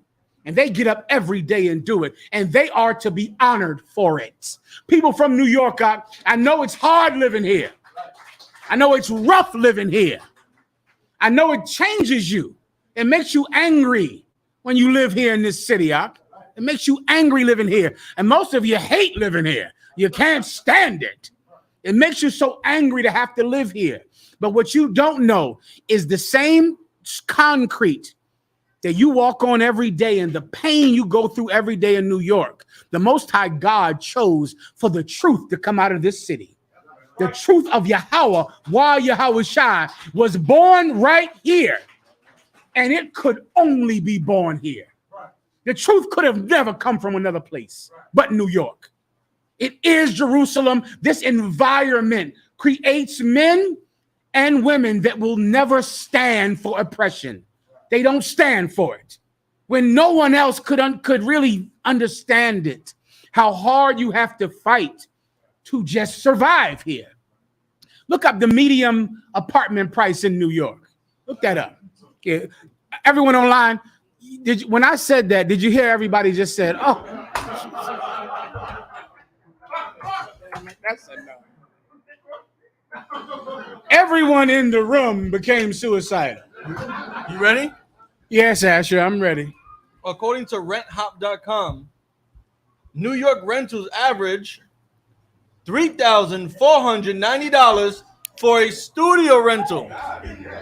Asher, tell them why we so mean up here. Because the rent is too damn high.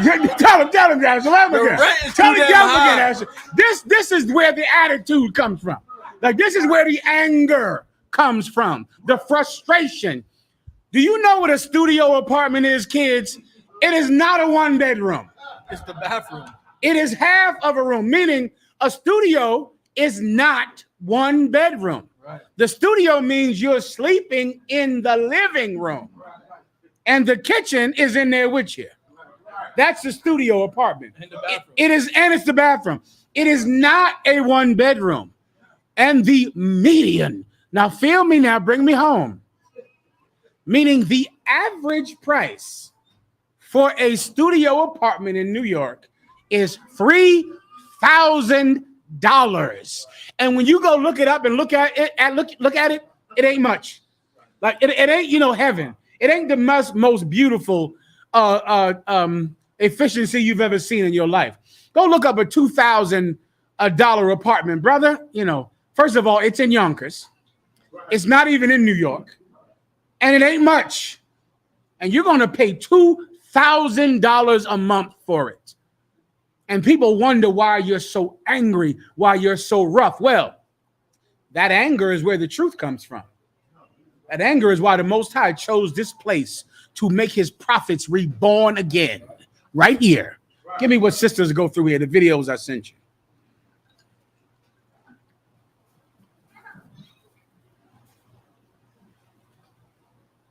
Ready, sir? Mm-hmm. Just put out a warning alert. If you're Oh, squeamish. damn. I forgot y'all eating. You might want to hurry up because this is going to be bad. Okay, I just warned you, right? This is going to be bad. Shalom. Go ahead. Right now, in an exclusive story you'll only see here on News 12, NYCHA now taking action after a Bronx mother says massive rats moved in with her and her kids weeks ago. As you can see, it's video that gives you goosebumps. Yeah, absolutely. Everyone talking about this. And News 12's Faith Graham joins us right now. She's at the Marble Hill houses with more for us. Faith, just what exactly is this family dealing with? I don't think they can hear him. Well, Kurt, Amanda, Chantel Sullivan says this all started a little over a month ago when she noticed a large rat in her kitchen. She had hoped it was an isolated incident and that a rat trap would do the trick, but unfortunately, that was not the case because as the days went on, she started to notice even more rats. And tonight we headed inside her apartment and got a first-hand look at one of the uninvited guests she says she's been dealing with for weeks. That's scary. It's not scared of us. It's just sitting there looking at us. Come on. This is what greets Chantel Sullivan when she enters her apartment at the Marble Hill houses. I don't want to stay here tonight. Like, really, I really don't want to stay here tonight. She says this nightmare started 6 weeks ago. When I first saw it, I was just like, I've seen it so many times. I can't even recall the first time I saw it. And as time has gone on, the rats have gotten more comfortable, making themselves at home. They run Where's the from microphone the at? fridge. Turn that microphone away from it and do something. Grabbing snacks and things like chips, cookies from off the fridge and bringing it behind. The rats also visible right outside her apartment by the garbage. Sullivan says it's taking a toll on her children's health and their daily life.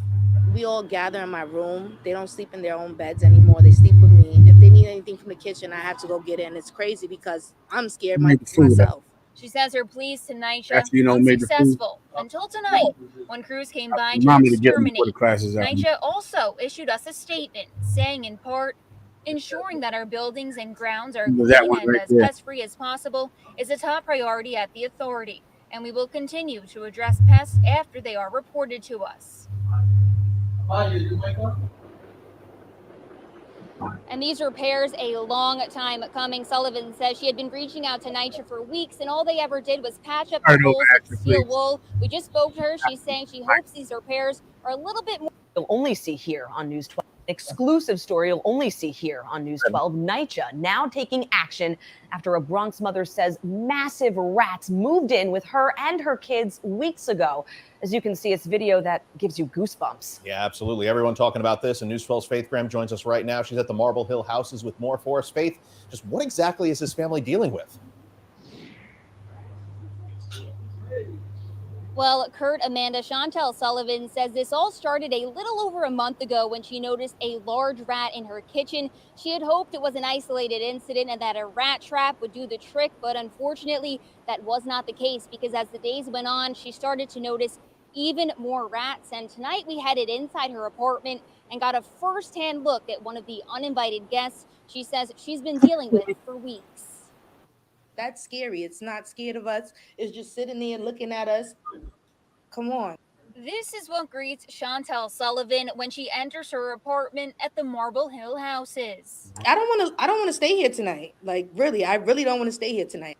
She says this nightmare started 6 weeks ago. When I first saw it, I was just like, I've seen it so many times. I can't even recall the first time I saw it. And as time has gone on, the rats have gotten more comfortable, making themselves at home. They run from the fridge to the opening, grabbing snacks and things like chips, cookies from off the fridge and bringing it behind. The rats also visible right outside her apartment by the garbage. Sullivan says it's taking a toll on her children's health and their daily life. We all gather in my room. They don't sleep in their own beds anymore. They sleep with me. If they need anything from the kitchen, I have to go get it. And it's crazy because I'm scared myself. She says her pleas to NYCHA unsuccessful until tonight when crews came by to exterminate. NYCHA also. She said the kids are afraid to go in the kitchen. So when they want something from the kitchen, she got to get it herself. But she's scared her damn self. She don't want to go in the kitchen. Can you imagine that? People from other cities don't get that. And what you have to understand is you ended up here because you thought that the dream that white people were fulfilled in, you could have too. You thought New York would do for you what it did for the Irish, what it did for the Italians, and it did it for them. They were risen up out of poverty because of civil programs, the New Deal, the Housing Act, the GI program, and Social Security, and the labor unions rose them out of poverty into the suburbs. And then when it was your turn, they said, we don't want any black people sharing in our prosperity. We don't want them sharing in the American dream. And they would not allow politicians to allow you to have the fulfillment of the American dream that they had. Ephraim in the back. We got living like this. They got the nerve to raise the train and the bus fare. What's the bus fare now? It's $2.90 now. $2.90 to ride with those rats on that bus. Go ahead, on that train. In Manhattan, they're about to have a congestion tax. So if you're driving from 60th Street down all the way down, and you're driving, everything flags it as a toll now. No. Starting in 2024, it's called a congestion tax. So from Midtown to downtown, you got to pay dollars to drive around. No. Oh, God. Whew, Lord. Congestion. Well, that's why they're so angry, everybody. That's all. Now you understand, right? Now we understand one another. Your foreparents believed that America would treat you the way they treated the Irish. You work in the construction trades, right, Kadazar? My God. I mean, you must see every day those unions and how they prosper and how many white people work for those unions. Listen, uneducated white men are able to be men in their homes, and they haven't been to college. They don't have a college degree. But the unions accept them and prop them up, and now they're able to actually move into the suburbs with no college degree. Captain Kadazar. General, and I've worked in the private sector, like on a private site, and I've worked in Hudson Yards on the skyscrapers with all the unions, and it's night and day. Like their sites are organized. They don't really have any rush deadlines. Everybody works at a decent pace. And then there's actually like a culture where, you know, like everybody greets each other. Like, you know what I'm saying? Like they have created a healthy construction work environment and kept us out of it. And then when you go to the private sites, I mean, it's like OSHA will never visit. You know what I mean? Like it's like they don't give a damn. People have lost arms, hands. They've fallen off the building. Like femurs are snapping, and it's just like, well, we're not closing down. Yeah, and that's where all the Latinos work and the Judites work on those private sites, and God, you're going to get killed on one of those sites. I'm gonna have to learn Spanish. I'm the only one who speak English. Of course, like the Hispanics aren't going to make the union because they're keeping you out of the union. They're keeping black people out of the union when the union is how they got out of Irish ghettos. That's how they did it, and you're barred from doing it. Give me more of the videos. The other sister, the other sister in New York. There was another one with the roaches. Jiminy Christ. They won't quite understand the roaches down here in New York.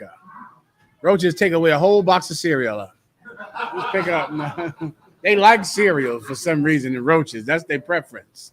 Cereal. I think the rats like potato chips. I think that's their preference. Oh, I didn't see you. Hold on. I thought I did. Salakia. I have another video with some poor sister out. 5 people in a 1-bedroom project. And her husband in the project too. And brother, roaches, the news comes to the damn project. Roaches crawling on the news people. Roaches on everybody. And she's complaining. The New York housing system, right? I think they call it NACHA, New York City Housing Authority. They have 108 exterminators. The housing authority says they realistically need more than 1,000 exterminators. They have 108 working tonight for the New York Housing Authority, which means you're calling down there saying you got rats and roaches, expecting someone to come. No one's coming. 108 working in the entire city for the housing projects. And they need at least 1,000.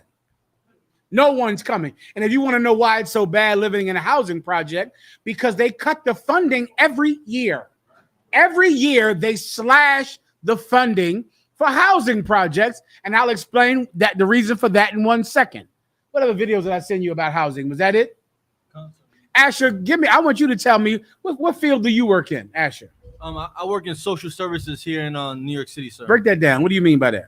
I work for an organization called Housing Works that was created in like the 80s to help those living with HIV and AIDS get equal rights and equal apartments and jobs and healthcare as everyone else that was living without AIDS and HIV. So fast forward, the organization has grown to where they primarily work with people living with HIV/AIDS, the LGBTQ community, those that are suffering with mental illness, and those that are suffering from some type of substance use. So with that, I work with a caseload of like 50 plus clients, and trying to manage their daily care, day-to-day care, legal issues, housing issues, benefit issues. A lot of times it is with NYCHA that they're having problems with in terms of housing, trying to get them food stamps or try to figure out why they lost their... So you're like a social worker? Yes. I understand. And do you have any stories that might highlight the way that people living are in New York and how terrible it is? Consort, it's always those that are living in the shelters that are the worst. There'll be people living in the shelters. The shelter's only supposed to be for about 3 to 6 months. People are living in the shelters for 3 to 4 years, still with no housing.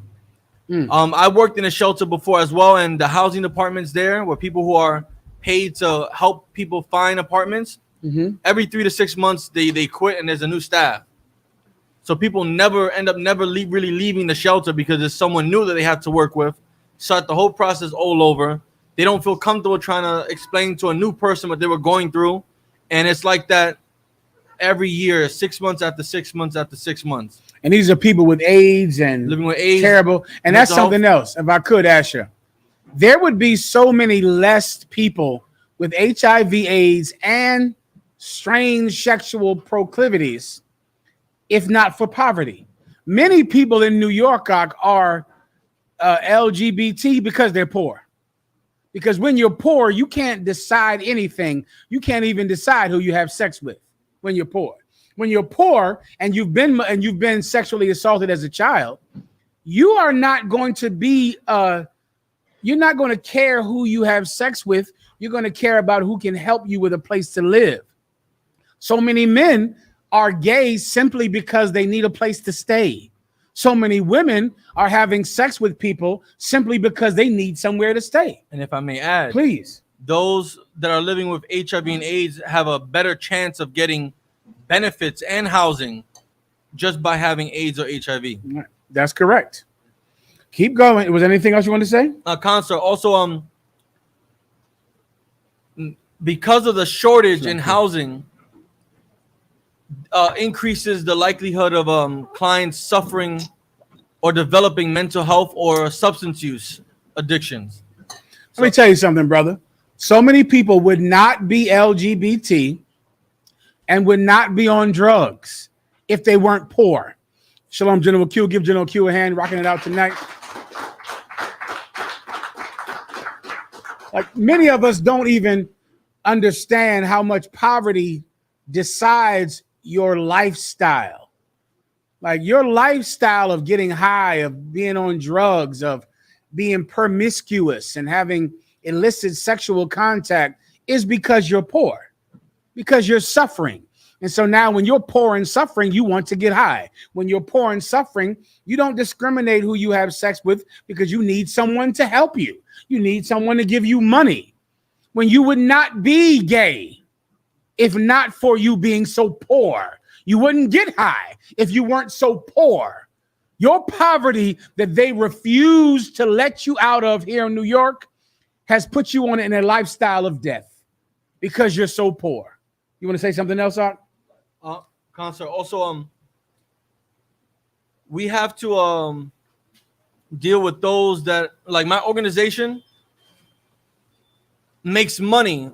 They were the first organization to legally be able to sell marijuana. Can you please tell the story that you told me about what happened when you made your sign? Counselor. Go ahead. So the organization I work for, they were the first organization to legally sell marijuana here in New York City. Mm-hmm. And the first day they made over $50,000. The first day? First day. Selling drugs? Yes, sir. Go ahead. And they've been pushing and advocating for OPCs, which are overdose prevention centers, where you can buy illegal drugs on the street, go to these places during the hours of operation, get your drugs tested to see if you can or cannot use it, and they will basically babysit you while you use the drug and get high to prevent possible overdose death.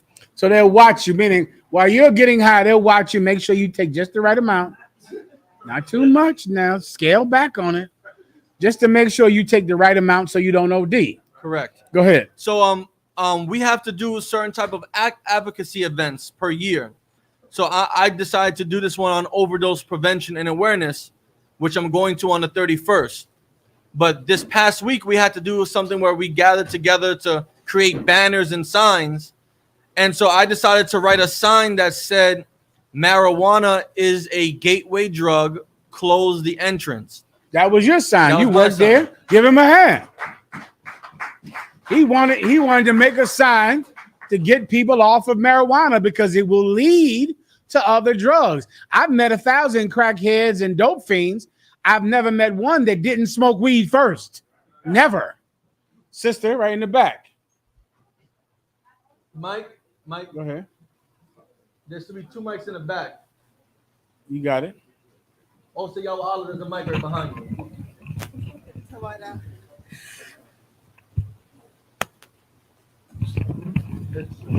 Okay. I also work with a company just up the block on Park and 126th, and it's called On Point NYC. You don't got to tell the name. Just tell them what you do. Go ahead. And they are the first in the state of New York, and one of the person in the country that actually gives people that safe space, as they put it, to use. So we currently I don't have a case law because I have people just come in whenever, and we have people from Boston, from Pennsylvania, from Delaware, from She's all on the over. camera, right? Asher. And because of this place that they could come, and they bring in their own substance. They bring their own drugs in there. And they get it tested for fentanyl, or the new trank. The new drug is called trank, is the horse tranquilizer. And is that K2? No, it's called xylazine. Yeah, Xylazine? Yes. Another Yes. one, a brand new, fresh one. Yeah, so this is a tranquilizer for horses. This is a horse tranquilizer. Yes, Go but ahead. it has a very long acting life. So, like for other opioids, they have a short high, but when you use it together, it makes the high longer. I got you. So we have people from as early as 7 a.m. coming in until like 10 p.m., where they could get to use in this space. And if they overdose, then there are nurses and doctors to bring them back. So somebody sitting just watches them get high. Yes, unfortunately for myself, I do not work in the overdose prevention center. I got I'm you. a case manager, so they will come to see me before they get high, because once they get high, They can't talk. No. They done for the day. No, they're done for the day. Now, does your agency help them with getting housing or Section 8 vouchers or jobs? So because of my resources, I bring to them how to apply for housing vouchers, how to apply for other like housing NLT Connect or one of those other housing lotteries and stuff like that. Or if they have if they do not have Medicaid, I link them to Medicaid. I link them also to food stamps. Because they keep losing everything when they're high, they lose their whole Donald life. Trump real fast, though. Go ahead. And so they do not have IDs, they do not have anything at all. So you're constantly trying to reconnect them back to anything social services, medical, and also to get them to go into medical, because I also work with HIV community as well. And when they're high, they do not take the medication. Of course. So their viral load is very, very high. Because they have AIDS. No, they have HIV. They have HIV, first, and they don't take their yes. meds when they're high. Then their viral load steps up. Yes. Go ahead. So so one of the things that we try to do is to connect with their doctors to get them back, because they are street workers and they use They're stuff. prostitutes and Yes, and so when that is also one of the prevention thing, where we are preventing the spread of HIV virus when they are high. that is your part of the American dream. That's your give me your poor, your tired, and your huddled masses yearning to be free. Now you came here to this city for that. General Cabal, microphone. Yes, sir. And if you go and join the military and you have some PTSD, so to speak, they got everybody coming and taking that ketamine or what have you. You under doctor's supervision, you go in there and they observe you while they pump you full of some stuff, and whether it works or not or what have you. But it's just like everybody's drugged up out here. And just remember, there's no mental institutions anymore. You're not allowed to join the unions. You're not allowed to participate in any of the programs that rose the other people out of poverty. But they will allow you to get high in front of them. So that's what they gave you. An ability to keep you in the lower class, which is what that's doing. Drugs are going to mean you are the perpetual lower class in America. I'll take one more, hell. Go ahead, please. Long story short, they didn't want to use my sign. Yeah, I don't even think so, Asher. Asher went and tried to make a sign saying "Don't get high." His job sells weed. Tell me how they told you. Like, how did they come to you about it? So I made the sign in black letters and I highlighted it with like orange. Uh-huh. So when I handed it in, Now, did you know that they were going to object? Yeah, I did. I did. You did it just deliberate. to start trouble on that damn job. Give him a hand. He's a troublemaker, a UPK troublemaker. So go. So you knew they weren't going to go for this. But I was very wise about it, you know. Go ahead. So I handed it in. Less than 10 seconds later, as I'm about to make my second sign, I was asked to come step out, to come talk to them about the person that was leading it, about the sign. They gave me every excuse in the book on how they don't want to condemn people from using marijuana. But the moment I gave them facts about how we can prevent overdose, and how it leads with marijuana, yes, you're right, but we don't want to. It was just yeah. You got a point, but we sell weed. Yeah. Give Asher a hand. Go ahead, New Jersey. Slack for me. We actually just did a class about it. They came out with something new called fentanyl testing kits. Okay. And when I read up on it, it said that it could read false positives. And basically they're saying that even if you test it, they're trying to tell you have to sift through which batch you want. But when we read further into the article, it just further raises the question, well, how are we getting these drugs? Where did fentanyl just come from in the first place to where it's so rapidly in our neighborhoods now? Same way with how drugs came into our neighborhood, and we don't own boats, we don't own planes, but they run around the fact that now it's like the president and Congress, they're endorsing it. Now they're making safe smoking kits. Yeah. They're making controlled environments so you can get high, and they basically babysit you to watch your behavior. They're doing a behavioral study. Well, listen, I can tell you where it comes from. People, they had a war on drugs, but they put people in jail because Christian preachers asked for them to put everyone in jail. But then people complained about everyone going in jail. So now they're just letting you get high. The key to understand it is they cannot fix a supernatural problem. The government cannot fix this. You know what the government could do? Let us be a part of the GI Bill. Let us in the unions. Let us in the New Deal. Let us in the land grant program.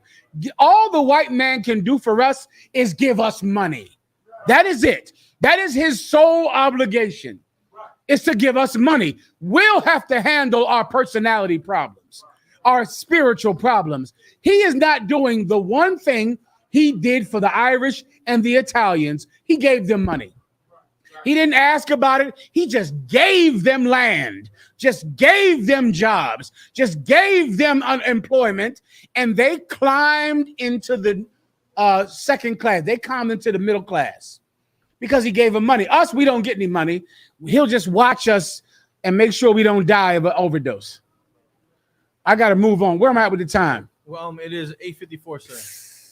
I got to do Donald Trump. Hold your points, everyone. I do want everyone to understand what it's like living in New York, because people not from New York don't understand your personality.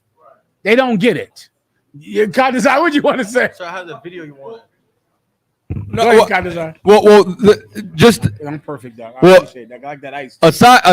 Briefly. Go ahead. So you know what I'm saying. One of my ribs from out of town, right? And she was talking to me while I was talking to a brother on the job. And we're just having a regular conversation like I'm talking to you. You know what I'm saying? And she's like, y'all are so aggressive. And I'm like, that was the most pleasant conversation ever. But if I may, can I just for 2 seconds highlight an organization that's better than NYCHA? Please. And that's the ISUPK. Give him a hand. And I want to tell this story now. Unfortunately, you know what I'm saying, that brother is no longer with us, but 3 of them are Captain Zakar, myself, and Officer Shaw. There was a brother who was living in some of these same horrendous conditions in the Bronx. And he called Commandant General Johanna for help. And he had an infestation problem. He had a food shortage. he had, you understand, horrible living conditions, and Commander General Yohana released funds to Captain Zakar. And Captain Zakar, myself, and Officer Shaw went over there, and we disposed, I can't tell you how many roaches. You know what I'm saying? Cleaned his entire house, helped the brother get bed frames, mattresses, cleaning products, so on and so forth, to bring his house to like a positive living standard, because he can't get the super. You know what I'm saying? Because New York won't release anything more other than giving him like a one-shot deal. You understand? But when he called Commander General Yohana, we came and handled what the city couldn't. That's a fact, and give him a hand. That's it. Asher. I have that video you wanted of Donald Trump. The one before that of Harlem. The sister. No. The drugs. Yes. Let me get in the back. Ibaja, and then play the video. Ibaja. On the topic of how do we deal with the drug problem, if I could get an understanding of the scripture, don't let a witch live. What exactly is a witch? The drug dealer or anybody involved in drugs? A witch is a drug dealer. Okay, kind of on concept. If you are doing drugs, you are a victim to the witch. Kind of on concept. And the Bible says, don't let a witch to live. Part of the solving the drug problem would be bringing justice on drug dealers. Kind of on concept. Go ahead. Addicts wouldn't be punished, or an addict is a victim of a drug dealer. An addict would be forced not to do drugs. He'd have to stop, but he's not a witch. He's a victim. He is the reason that the witch is being punished because of what he does to the addict. The addict is a victim, Ak. You understand? You don't hear these stories about these addicts. They're victims. They're poor people. You know who a drug addict is in America?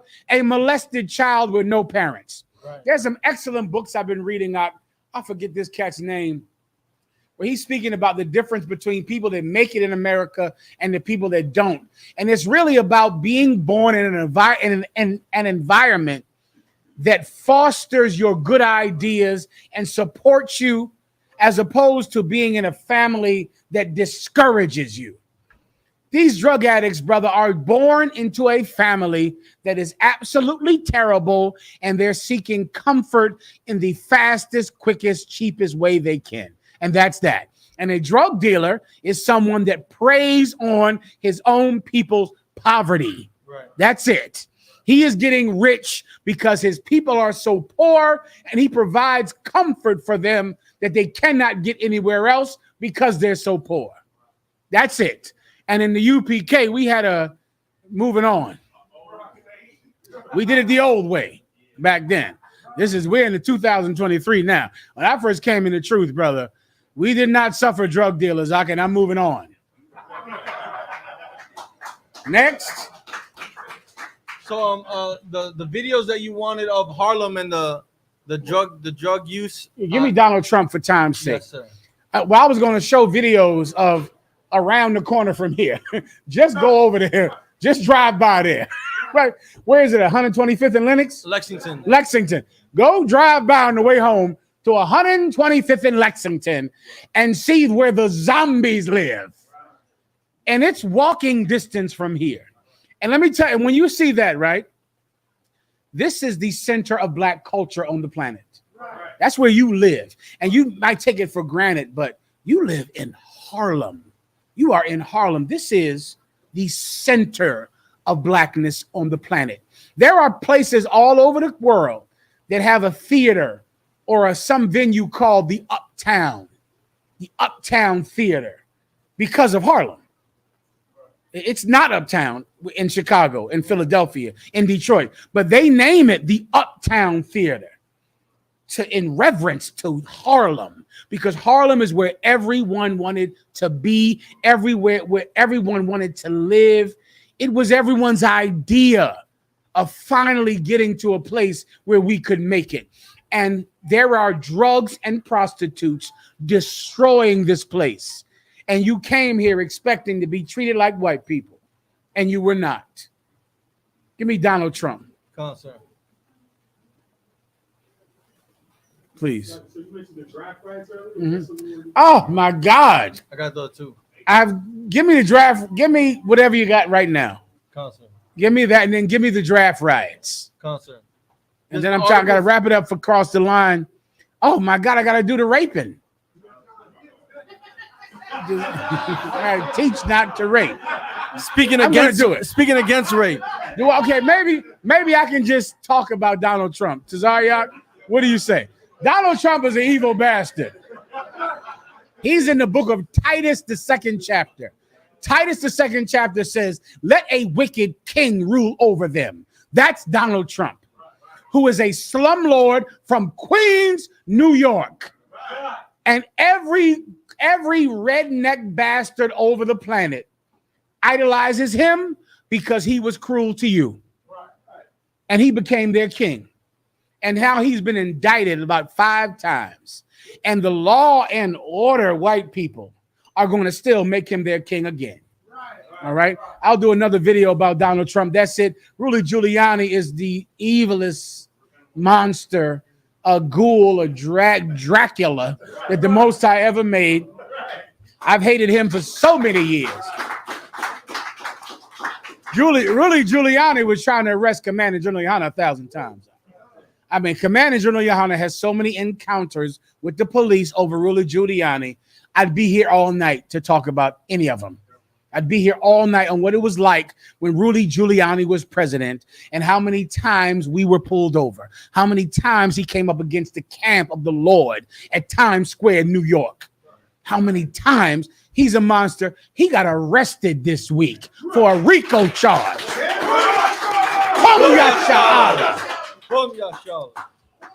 Let the Lord perform his justice on Rudy Giuliani. Let the Most High God perform justice on Donald Trump. Now, with that, give me the draft, Captain. Go ahead. Can you break down, if possible, why black people, because he getting locked up? I don't know if you know. Can you break that part? Like, black people are applauding him because he's getting out of it.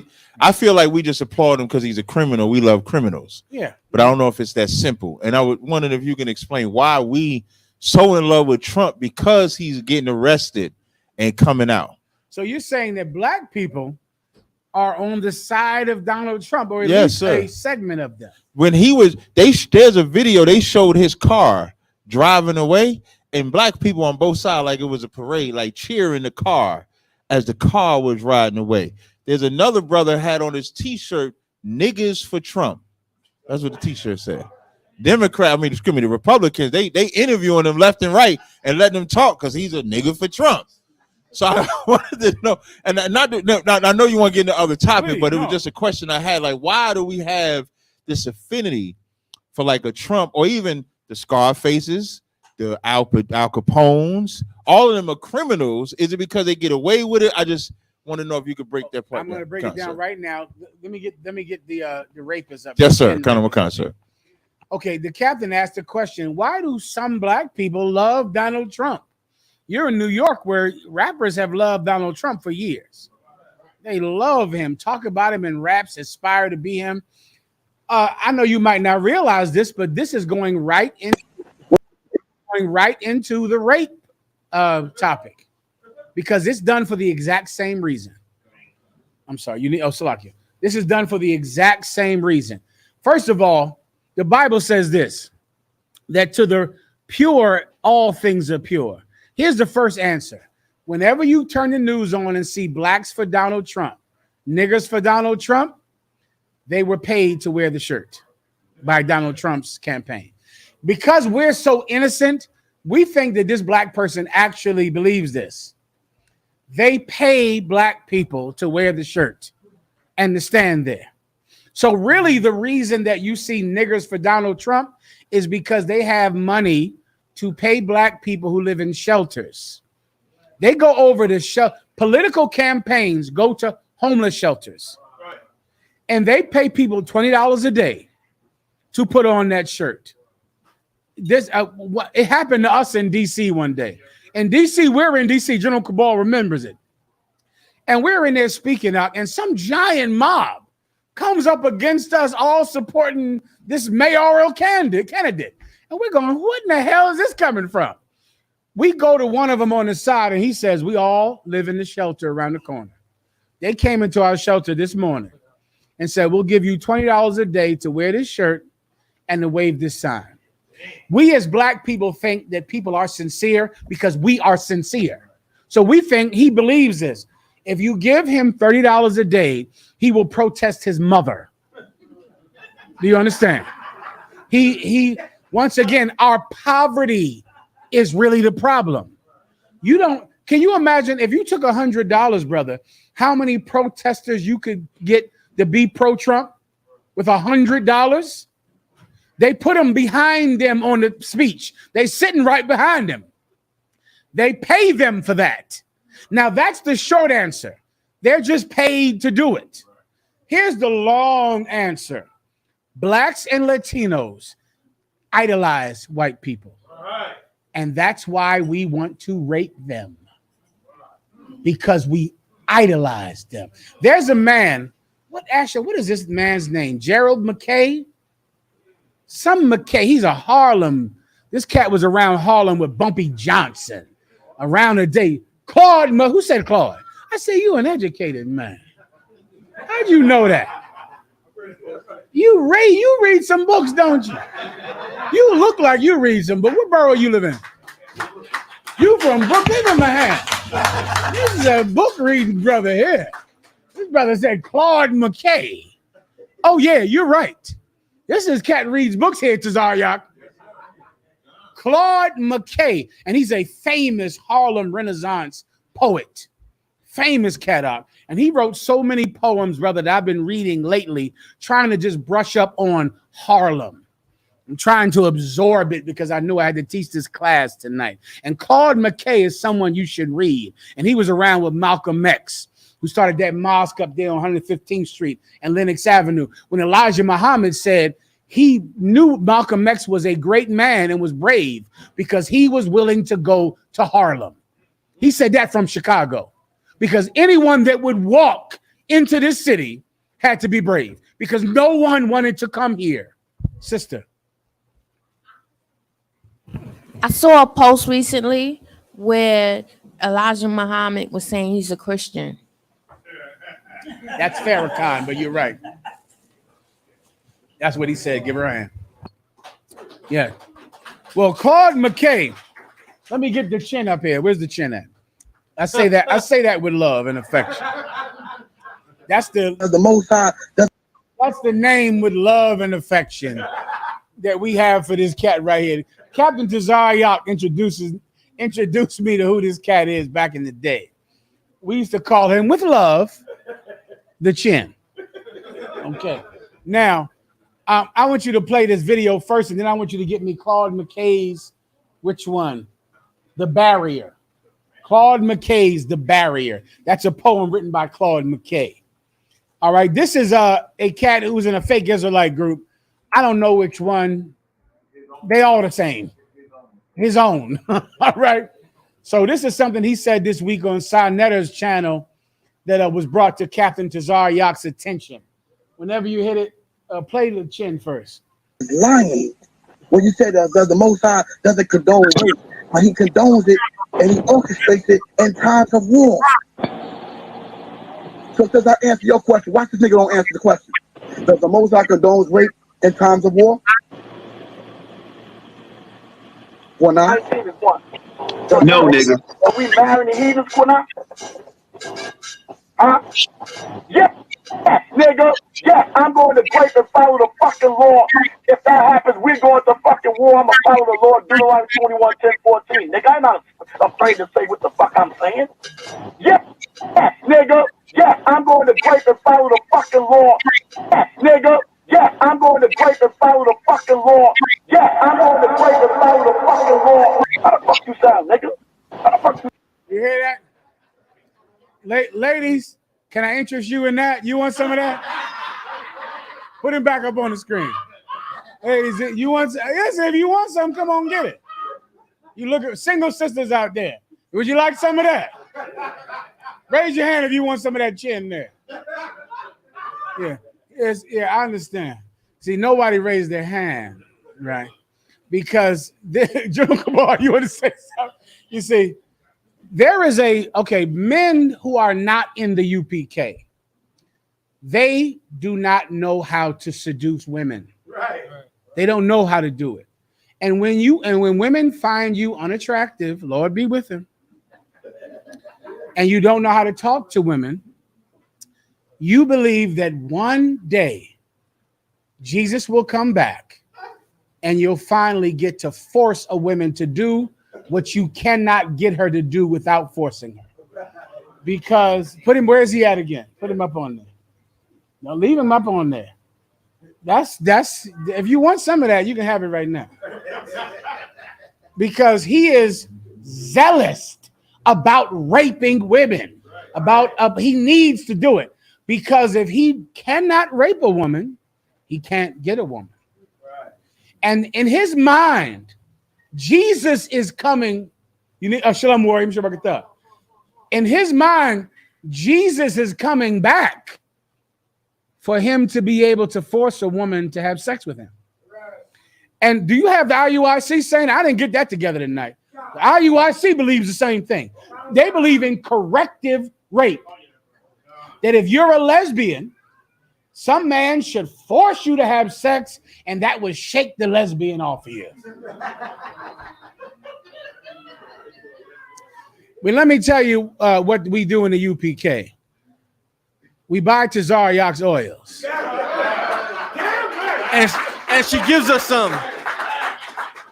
We go in there and we get some of these fly UPK apparel. The brothers will make for you anytime you want. These brothers in here, they know how to seduce women.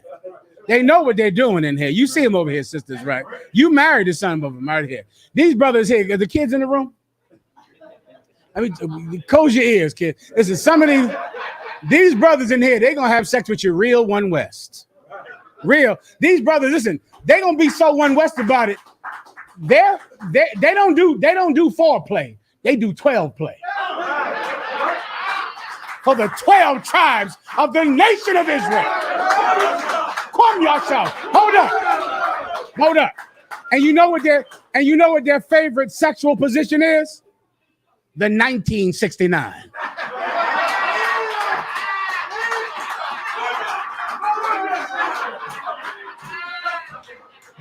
I'll say it again. Their favorite sexual position is 1969. Now, if you want to know what that is, you'll know it when you're in it. When you're in it, you're gonna go, oh, this is the 1969. I'm getting it from, oh, this is it. This is 1969. See, we don't rape women in here. We seduce them. We talk to them, and we're nice to them, and we counsel them, and we stay with them for the rest of our lives. And you'll be shocked at how being kind and generous and brave and courageous and masculine and corrective, you might not have to rape anybody. Right? Yeah. You can get a woman. Someone look up what the term incel is, fast as possible. I can't take questions right now. I got to go. What is incel mean? Alexa, incel. Go ahead, please. Alexa, what's the definition of incel? I have a couple definitions for the noun. Incel. 1. A person who inadequately or never has sex despite wishing to. Stop. 2. Alexa, that's stop. What an incel is. Show me the chin up here. That's him. Now, unless y'all want to be with him. The chat room, tell me if you want to be with this brother here. If you do, listen, we're going to give you his phone number and his social media information. Because he needs some. Now, I'm not saying give him none. Don't give him none. But if you want to give him some, that's up to you. I ain't stopping you from giving him any. All right? But he is in desperate need of female affection. The chin is lonely. And listen, and loneliness is terrible, man. It's a terrible thing. There is a group that didn't exist when I was young, but now because of the internet, there's a group called the Incell community. And they are people that, read that, say that part again. You said a perfect word right there in the definition. Alexa, define the word incel. I have a couple definitions for the noun. Incel. 1. A person who inadequately or never has sex despite wishing to. A person who is inadequately never has sex despite wishing to. That is the IUIC who cannot get girls. They can't get them. They cannot get women. And that will drive some men crazy. And I don't think women know that there are men that can't get you. There are men out there that do not, they feel all types of anxiety about talking to a woman. And they don't know what to say. I was in a bar in Chicago with a One West captain out of the damn, I'm not going to tell you what city he's in. Oh, but he has some game on him. He went over, this is when we were in Chicago. He went over to a straight up what can I call her? A woman dressed like a man. And he said to me, he said, sir, I'm going to go change this woman's life. She had on a suit and tie. Now, under that suit and tie, she was hiding a woman's body. I pray you understand that. He went over to her and said this. Now, she is the woman in the bar that all the other feminine LGBT women are grinding on. Like she's being their, proxy man. And they're all grinding on her as if she's a man. And he's watching it. And I watched him walk right over to her and he says, I see you making everyone else happy. When you going to let somebody make you happy? I watched him say that to her. She became a little girl. She said, boom, she broke up. She broke like, yes, I'm the male. I pretend to be a man so these women can go to a club with a man. But when is somebody going to make me a woman? This captain broke her down and took her. Do you understand? He can't do that. He don't know what to say to women. He don't know. I'm trying to help you. Okay, now where does this come from? Now give me the barrier. Now let me take you to him, to what's the question you asked about? To Donald Trump, to white women. Do you know what men like this, you know what their real desire is? Who can tell me? To be with white women. That is their ultimate desire. They want white women and they truly believe they cannot get one. They believe that there is no way that a white woman will be with them. And so they pray every day for Jesus to return so that they can rape a white girl. Because in their mind, that is the only way that someone that looks like them, smells like them, could ever get a white girl. Because they think that white girls are idealized goddesses. Just like black men think that Donald Trump is a god because he is from New York, in New York, his names are on the buildings, and they want to be him.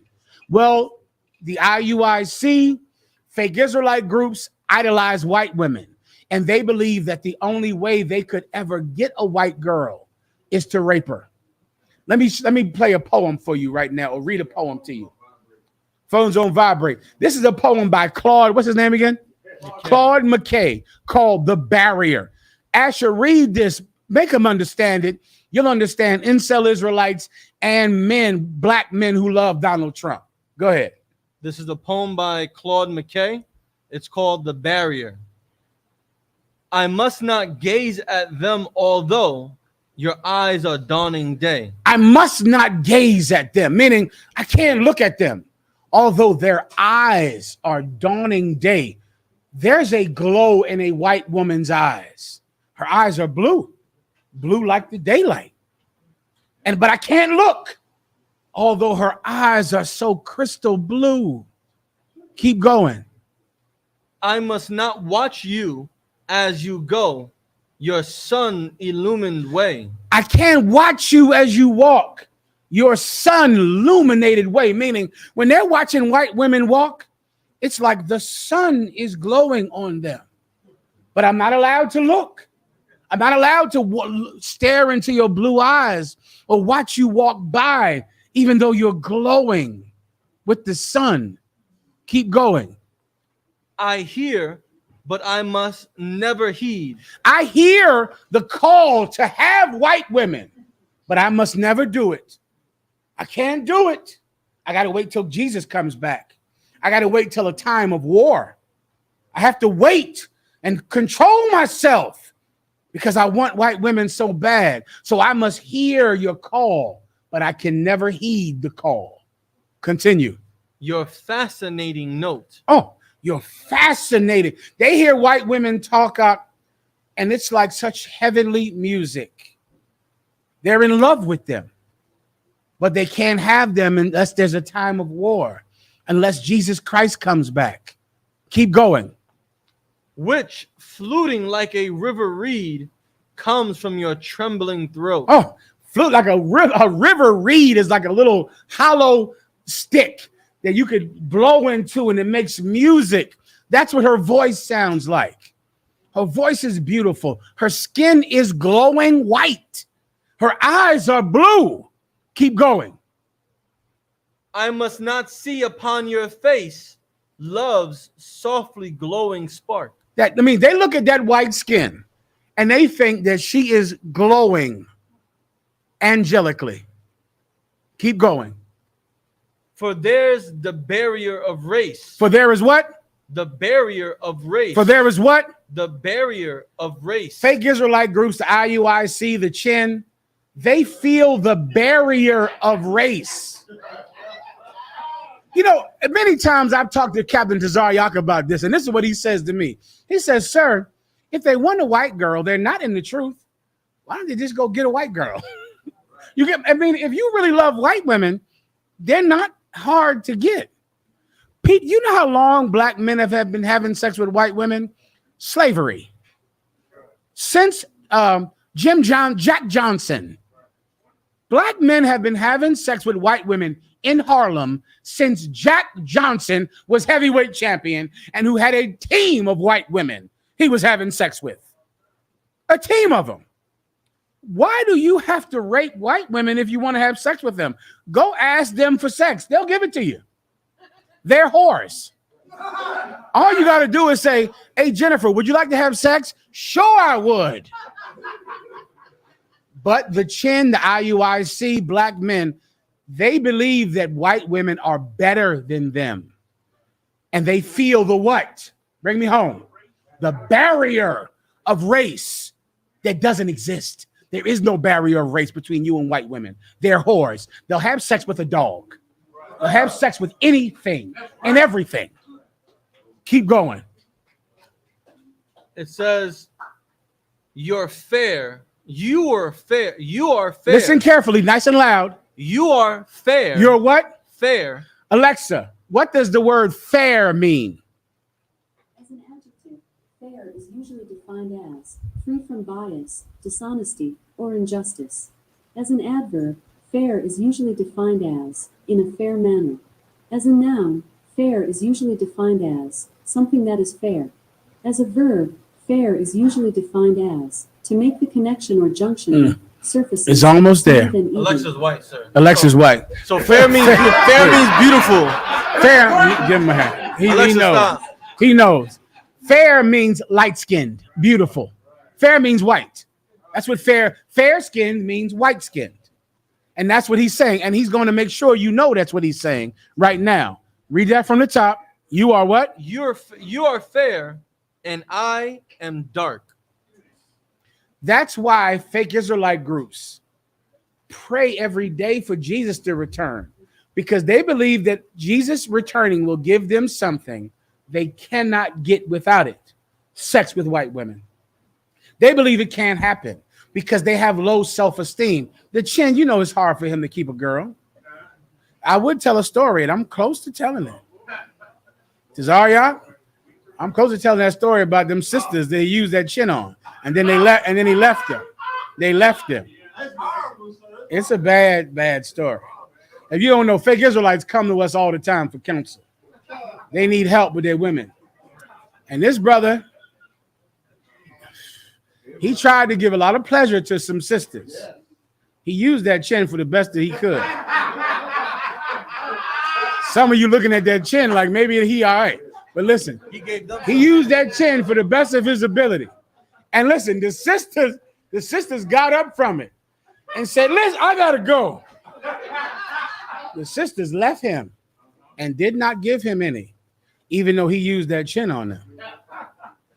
And brother, he would call us like, this ain't right.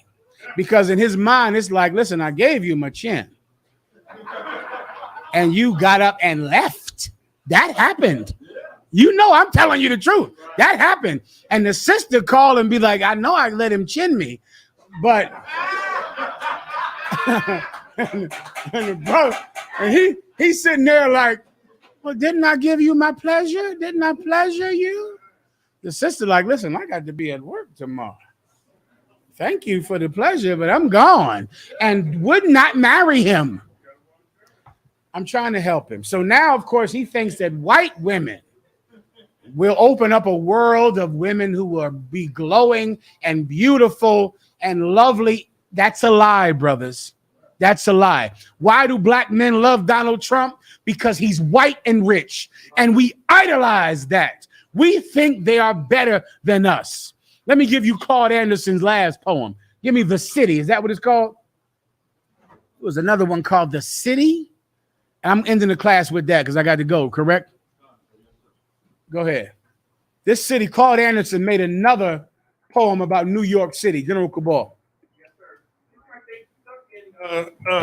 Tyrone Land, the 1920s, when that first film that was played in the White House about a black man raping a white woman. The whole Birth thing, of a Nation. yeah, The Birth of a Nation. And then another of his McKay's predecessors is Richard Wright. Yes, he with is. with Black Boy. That was the whole thing where he accidentally raped the white woman and they had a manhunt. I mean, it's like a theme that's been playing out. It's 2023 out, and it's in their mind, it's still like white women are unattainable. In 2023, when all of them will have sex with anything. White women are the biggest whores that exist. But in their mind, it's like when the kingdom of heaven gets here, think about the things that you would do in the kingdom of heaven. You would do things that you cannot do now, right? You would say, I'm gonna have all the land, all the wealth, all of the gold, all of the power, slaves, things you can't do now. Can you imagine waiting for heaven to get something you could have right now? If you want white women, you could have them on OnlyFans right now, tonight. But in these men's minds, because they are inadequate, they don't smell nice, they can't talk nice, they don't look good to women, they have to wait for the day that rape is legal. And let me help you with something. Rape will never be legal, ever. There is never a time.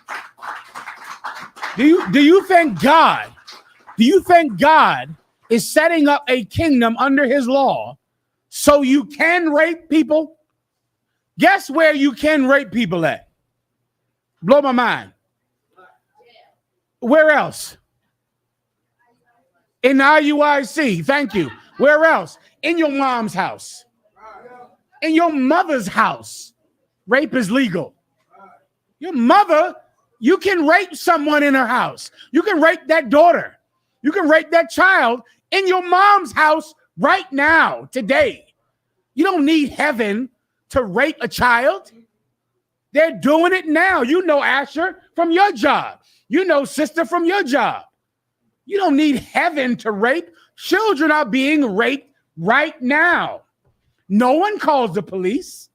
No one tells you go try to call the police if you're being molested. Who's going to fight you? Who knows? Your mother.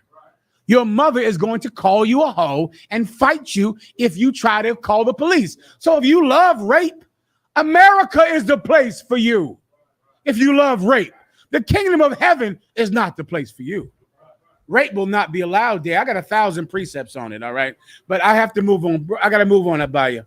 We'll do cross the line. I'll stay for a few minutes across the line. I want to give you the Claude Anderson's. No, it's called McKay. Claude McKay, New Jersey. Come on.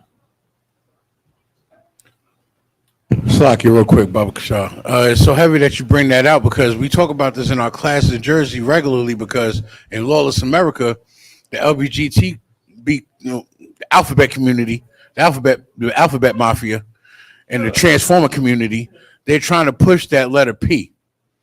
They added S, they added A, they added I. I don't even know what the hell that means. They're trying to. I get it. They're trying to do that with children. I get it. Go ahead. They're trying to add that letter P, but being that it's still sensitive, it's not getting across yet. But it's getting there because now they're pushing it in the curriculum. They got a book out right now called the Gay BCs, where C stands for coming out, where two little boys you see coming out of a closet, and this is an elementary book, sir. Well, the fact that a child can decide what sex it is. Soon a child will absolutely decide who they can have sex with. That is definitely coming. About you. Come on. Gonna say, what's it called? If the Most High killed an entire family over clothes that we took in war, what makes you think we gonna force ourselves on a woman in war? What you're saying is so true. And once again, there are 1,000 precepts that prove that rape is unlawful. What I want you to understand is, these people join these Israelite groups with the hope that one day they could rape a white woman. It's like we hope for rulership or crowns or slaves. They are hoping every day that a world might come where they can force a woman to have sex with them, especially a white woman, because they are inadequate to get it any other way. Come on. No.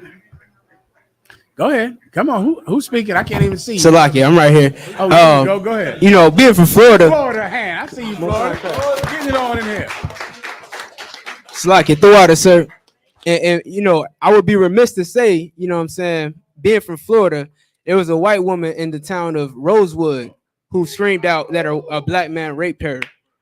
You know what I'm saying? When it was her Florida. The water. Right. It was her husband, her white husband, came into her room after she had, had unlawful sex with whoever and beat her up. You know what I mean? You're so right, Florida. You know what I mean? Water, brother. And also, if I could, one thing, last two, Captain Zakar wanted me to ask if we could get a shirt approved where it says UPK, right? The thing you said earlier, Salakia. UPK, troublemaker, sir. Salakia. Approved. Most High Christ. Come on, Ephraim. Ephraim, correct? Go ahead. Kalka, if I may, the term incel is a shortened version for the phrase involuntary celibate. Damn. So you celibate, but you don't want to be. And also, I think regarding like how our people, many of our people idolize Donald Trump. Could it be because they give maybe the illusion of having money, having power, and all that, which is something that we have been deprived of because of our oppression? It's a little worse than that, and he's white. Because there are rich blacks and Latinos you could idolize. But Donald Trump is the ultimate idol because he's white. And that's what you got to get. We idolize white people. There are rich black people you could idolize. Like Floyd Mayweather. You could, right? Yeah, but he idolizes Donald Trump. Yeah, he's super rich. And he lets it rain. Yeah, you could idolize a lot of people, but Donald Trump is white, which means he is glowing. Do you understand? He is glowing. This is the last poem by, come on, Abaji. Let's say Lucifer. Lucifer, boom, damn, Abaji, give him a hand. He's reading that Bible. He is reading the Bible. I totally forgot about that. Son of the morning. These cats in New York read the Bible, huh? Damn, give him a hand. Correct. Lucifer. If you want to give somebody something, give us something to Abadja. Give a show Abadja on the camera. You're looking for somebody to give somebody to. Abadja know how to do that in 1969. He do that thing. Listen. Yeah. Wherever he has sex, it's Harlem. Wherever he at, it is Harlem. It's 1 West, 125th Street. All right, where are we at right now? Play the last poem. This cat Claude, say his name again. Claude McKay. He wrote another poem about New York City. And this poem was written, I think, in the 50s, right? And look how adequate it is to suit today's time on what's happening today. Whenever you have it, I don't think this is it. The city's love? No, that's not what I said, right? I sent it to you today. Hold up, maybe I'm wrong. Hold on. Yeah, no, wait. This is it, I think. This is by Claude McKay. Solid. All right, I believe this is it.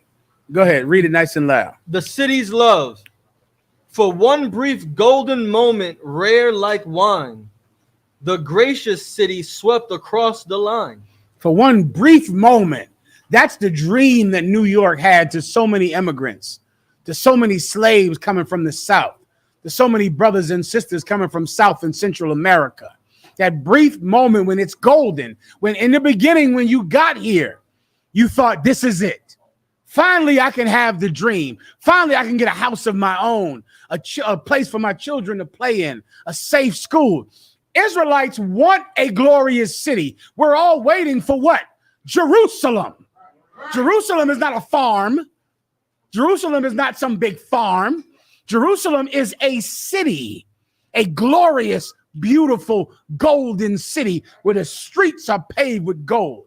All of us want to live in that place where we all can live together in peace and in harmony and be rich while we live there.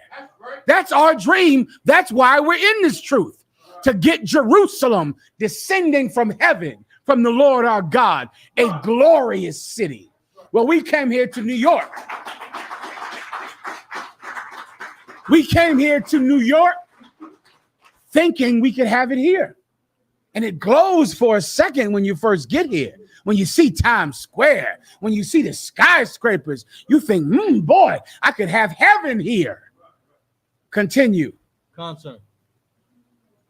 Oblivious of the color of my skin. You don't even realize that your skin means you can't join the carpenters union, the electricians union, the plumbers union, the garment district union. You can't, they're not going to let you in. They're not going to let you in. They're not going to let you become cops and firemen, sanitation workers. You are oblivious to the fact that your skin means you will never get to join that golden city. Continue. Forgetting that I am an alien guest. They're forgetting that you are a what? An alien guest. Let that go out to La Raza and all of our Latino and Hispanic brothers. An right? alien guest. We were aliens here too. They treated us like illegal aliens. We as blacks, we as the tribe of Judah, black people, Negroes, we're aliens with you because they treat us the same way they treat Mexicans, Guatemalans, Dominicans, Haitians, and Puerto Ricans. We're treated the exact same way. Claude forgot that when he got here from the South. He thought he would be treated like the Chinese and the Irish and the Italians and the Jewish people. He forgot. So that white woman. Exactly. He thought he could get a white woman. He can't. Keep going. She bent to me my hostile heart to win. She bent to me my hostile heart to win. She was trying to win me, even though I was angry because I saw the racism that I received from this city that said, bring me your poor and your wretched refuse. Send them to my shores. They asked for everyone to come, but when I came, they hated me. Continue.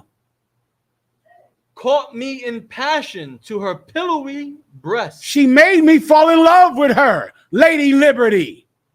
She made me fall in love with her. I fell in love with her pillowy breast. I wanted to be with this woman. She bowed to me. I thought she would accept me. I thought she would love me the way she loved the Irish and the Italians and the Chinese and the Jewish people. Keep going. Concern. The great, proud city seized with a strange love. That great, proud city seizes, snatches you with a strange love. This is the love that New York gets you. this, rats and roaches, and denies you any path to climb out of poverty that they provided everyone else but blacks and Latinos. Keep going. Last verse, sir. Bow down for one flame hour, my pride to prove. Bow down for one flame hour, my pride to prove. You know what New York wants to do? Break your pride. To break you. That's what you're living every day. Every day, this city is trying to weaken you and break you. Every day, they want to see, what will you do to survive here? Will you commit crime? Will you become an alcoholic? Will you start getting high? Because we're going to break you here. The city, Donald Trump, Giuliani, the mayor, they're all trying to take your strength from you. But yet every day you get up and you maintain your integrity, and you should be celebrated for it. Right. Keep going. That's it, sir. Barakatah Yahweh. Why Yahweh Shai? Ibajah, come on.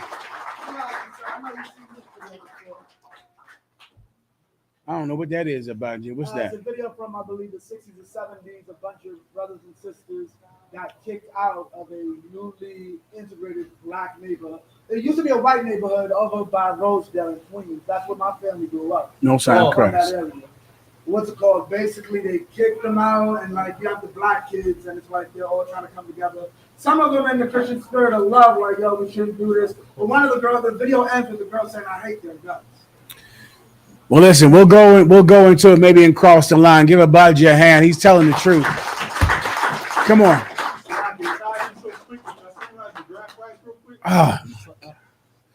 Cesaria, can I have 5 minutes? Give me the draft riots. Put it up on there. Throughout out. 5 minutes. Let's set up for cross the line. Come up and do the chairs and whatever y'all got to do. Do the whole thing. The draft riots. Come on. I gotta get it again, sir. The draft riots, I mean, Got it right here. Okay, many times you think about a hateful segregation and hateful racial oppression, and you think about Alabama, Mississippi. One of the largest race riots in history happened in Harlem. Happened right here in Harlem, right? And it's called the draft riots. And it happened, let me give you some context. When the Civil War started, they began to open up a draft for the Civil War because America didn't have enough standing army to fight the South. So they began to draft white men, Irish people, Italians from New York. But these Irish and Italian men did not want to fight for niggers to be free. And they were angry at black people. And that's where we'll start. Come on, Asher. So the draft riots was divided because of the pre-Civil War. Read right there. Sir. When the Civil War broke out in 1861, there was even talk of New York seceding from the Union itself. You understand that? So many people act like New York was so, non-racial. New York was going to leave America and join the South. That's how racist this city was at the beginning of the Civil War. Keep going. Sir. As the war progressed, New York's anti-war politicians and newspapers kept warning its working class white citizens, many of them Irish or German immigrants, that emancipation would mean their replacement in the labor force by thousands of freed and enslaved people from the South. These people were already the police, already the firemen, already the sanitation and the dock workers, already the people that worked on the skyscrapers. They had jobs. They were climbing out of poverty, but they thought the Civil War would mean black people would come to Manhattan. Continue. Sir. As the war progressed, New York's anti-war, in September 1862, President Lincoln announced the emancipation. Skip down. You know about that. Lincoln declared war. Stop. New federal draft law sparks unrest. Facing a dire shortage of manpower in early 1863, Lincoln's government passed a strict conscription law which made all male citizens between 20 and 35 and all unmarried men between 35 and 45 subject to military duty. Though all eligible men were entered into a lottery, they could buy their way out of harm's way. Meaning what? Rich men like Donald Trump were not going to fight in the Civil War because you could just buy your way out of it. I'm skipping down. So everyone had to register for the draft. Rich men could buy their way out of the draft. So now I'm going to skip down to what? Riots. Riots begin. For the first 24 hours of the lottery, the city remained suspiciously quiet, but rioting began early on the morning of Monday, July 13th. Thousands of white workers, mainly Irish and Irish Americans. White what? Irish and Irish white what? White workers. That's what I need you to understand. It's so much like Donald Trump. They have jobs. They have their way to climb out of the ghetto.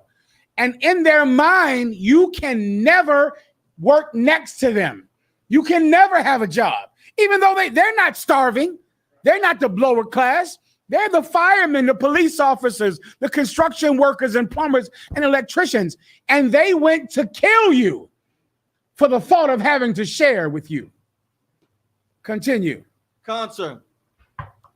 It says thousands of white workers, mainly Irish and Irish Americans, started by attacking military and government buildings and became violent only toward people who tried to stop them. That's January 6th. They still did that. They're doing this today. They went, don't never listen to a white man that says he loves the cops or he's law and order. They will kill the cops if it means stopping you from competing with their job. They will kill the police if they think you might actually compete for their slavery, for their job, for their employment. Keep going. Concern. But that afternoon, however, they had moved on to target black citizens. So now first they started with the government buildings. Then they just started to kill black citizens. Keep going. Homes. Going into any house that a black person lived in. Keep going. And businesses. Keep going. In one notorious example, a mob of several thousand people stormed the Color Orphan Asylum on 5th Avenue. On what? 5th Avenue. On what? 5th Avenue. That's right here around the corner. 5th Avenue. Thousands of them stormed an orphanage. An orphanage. You think that spirit is gone? It ran New York under Giuliani. It ran New York under Donald Trump.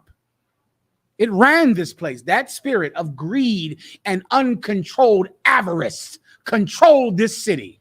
The same spirit where thousands of people, for some reason, saw this orphanage as a threat.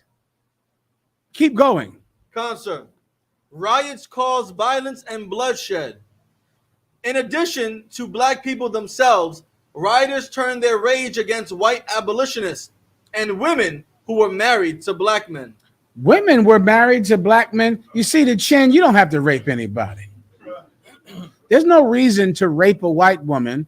White women were marrying black men in the 1800s. Why are you waiting for Jesus to come back to rape some woman? Keep going. Concern.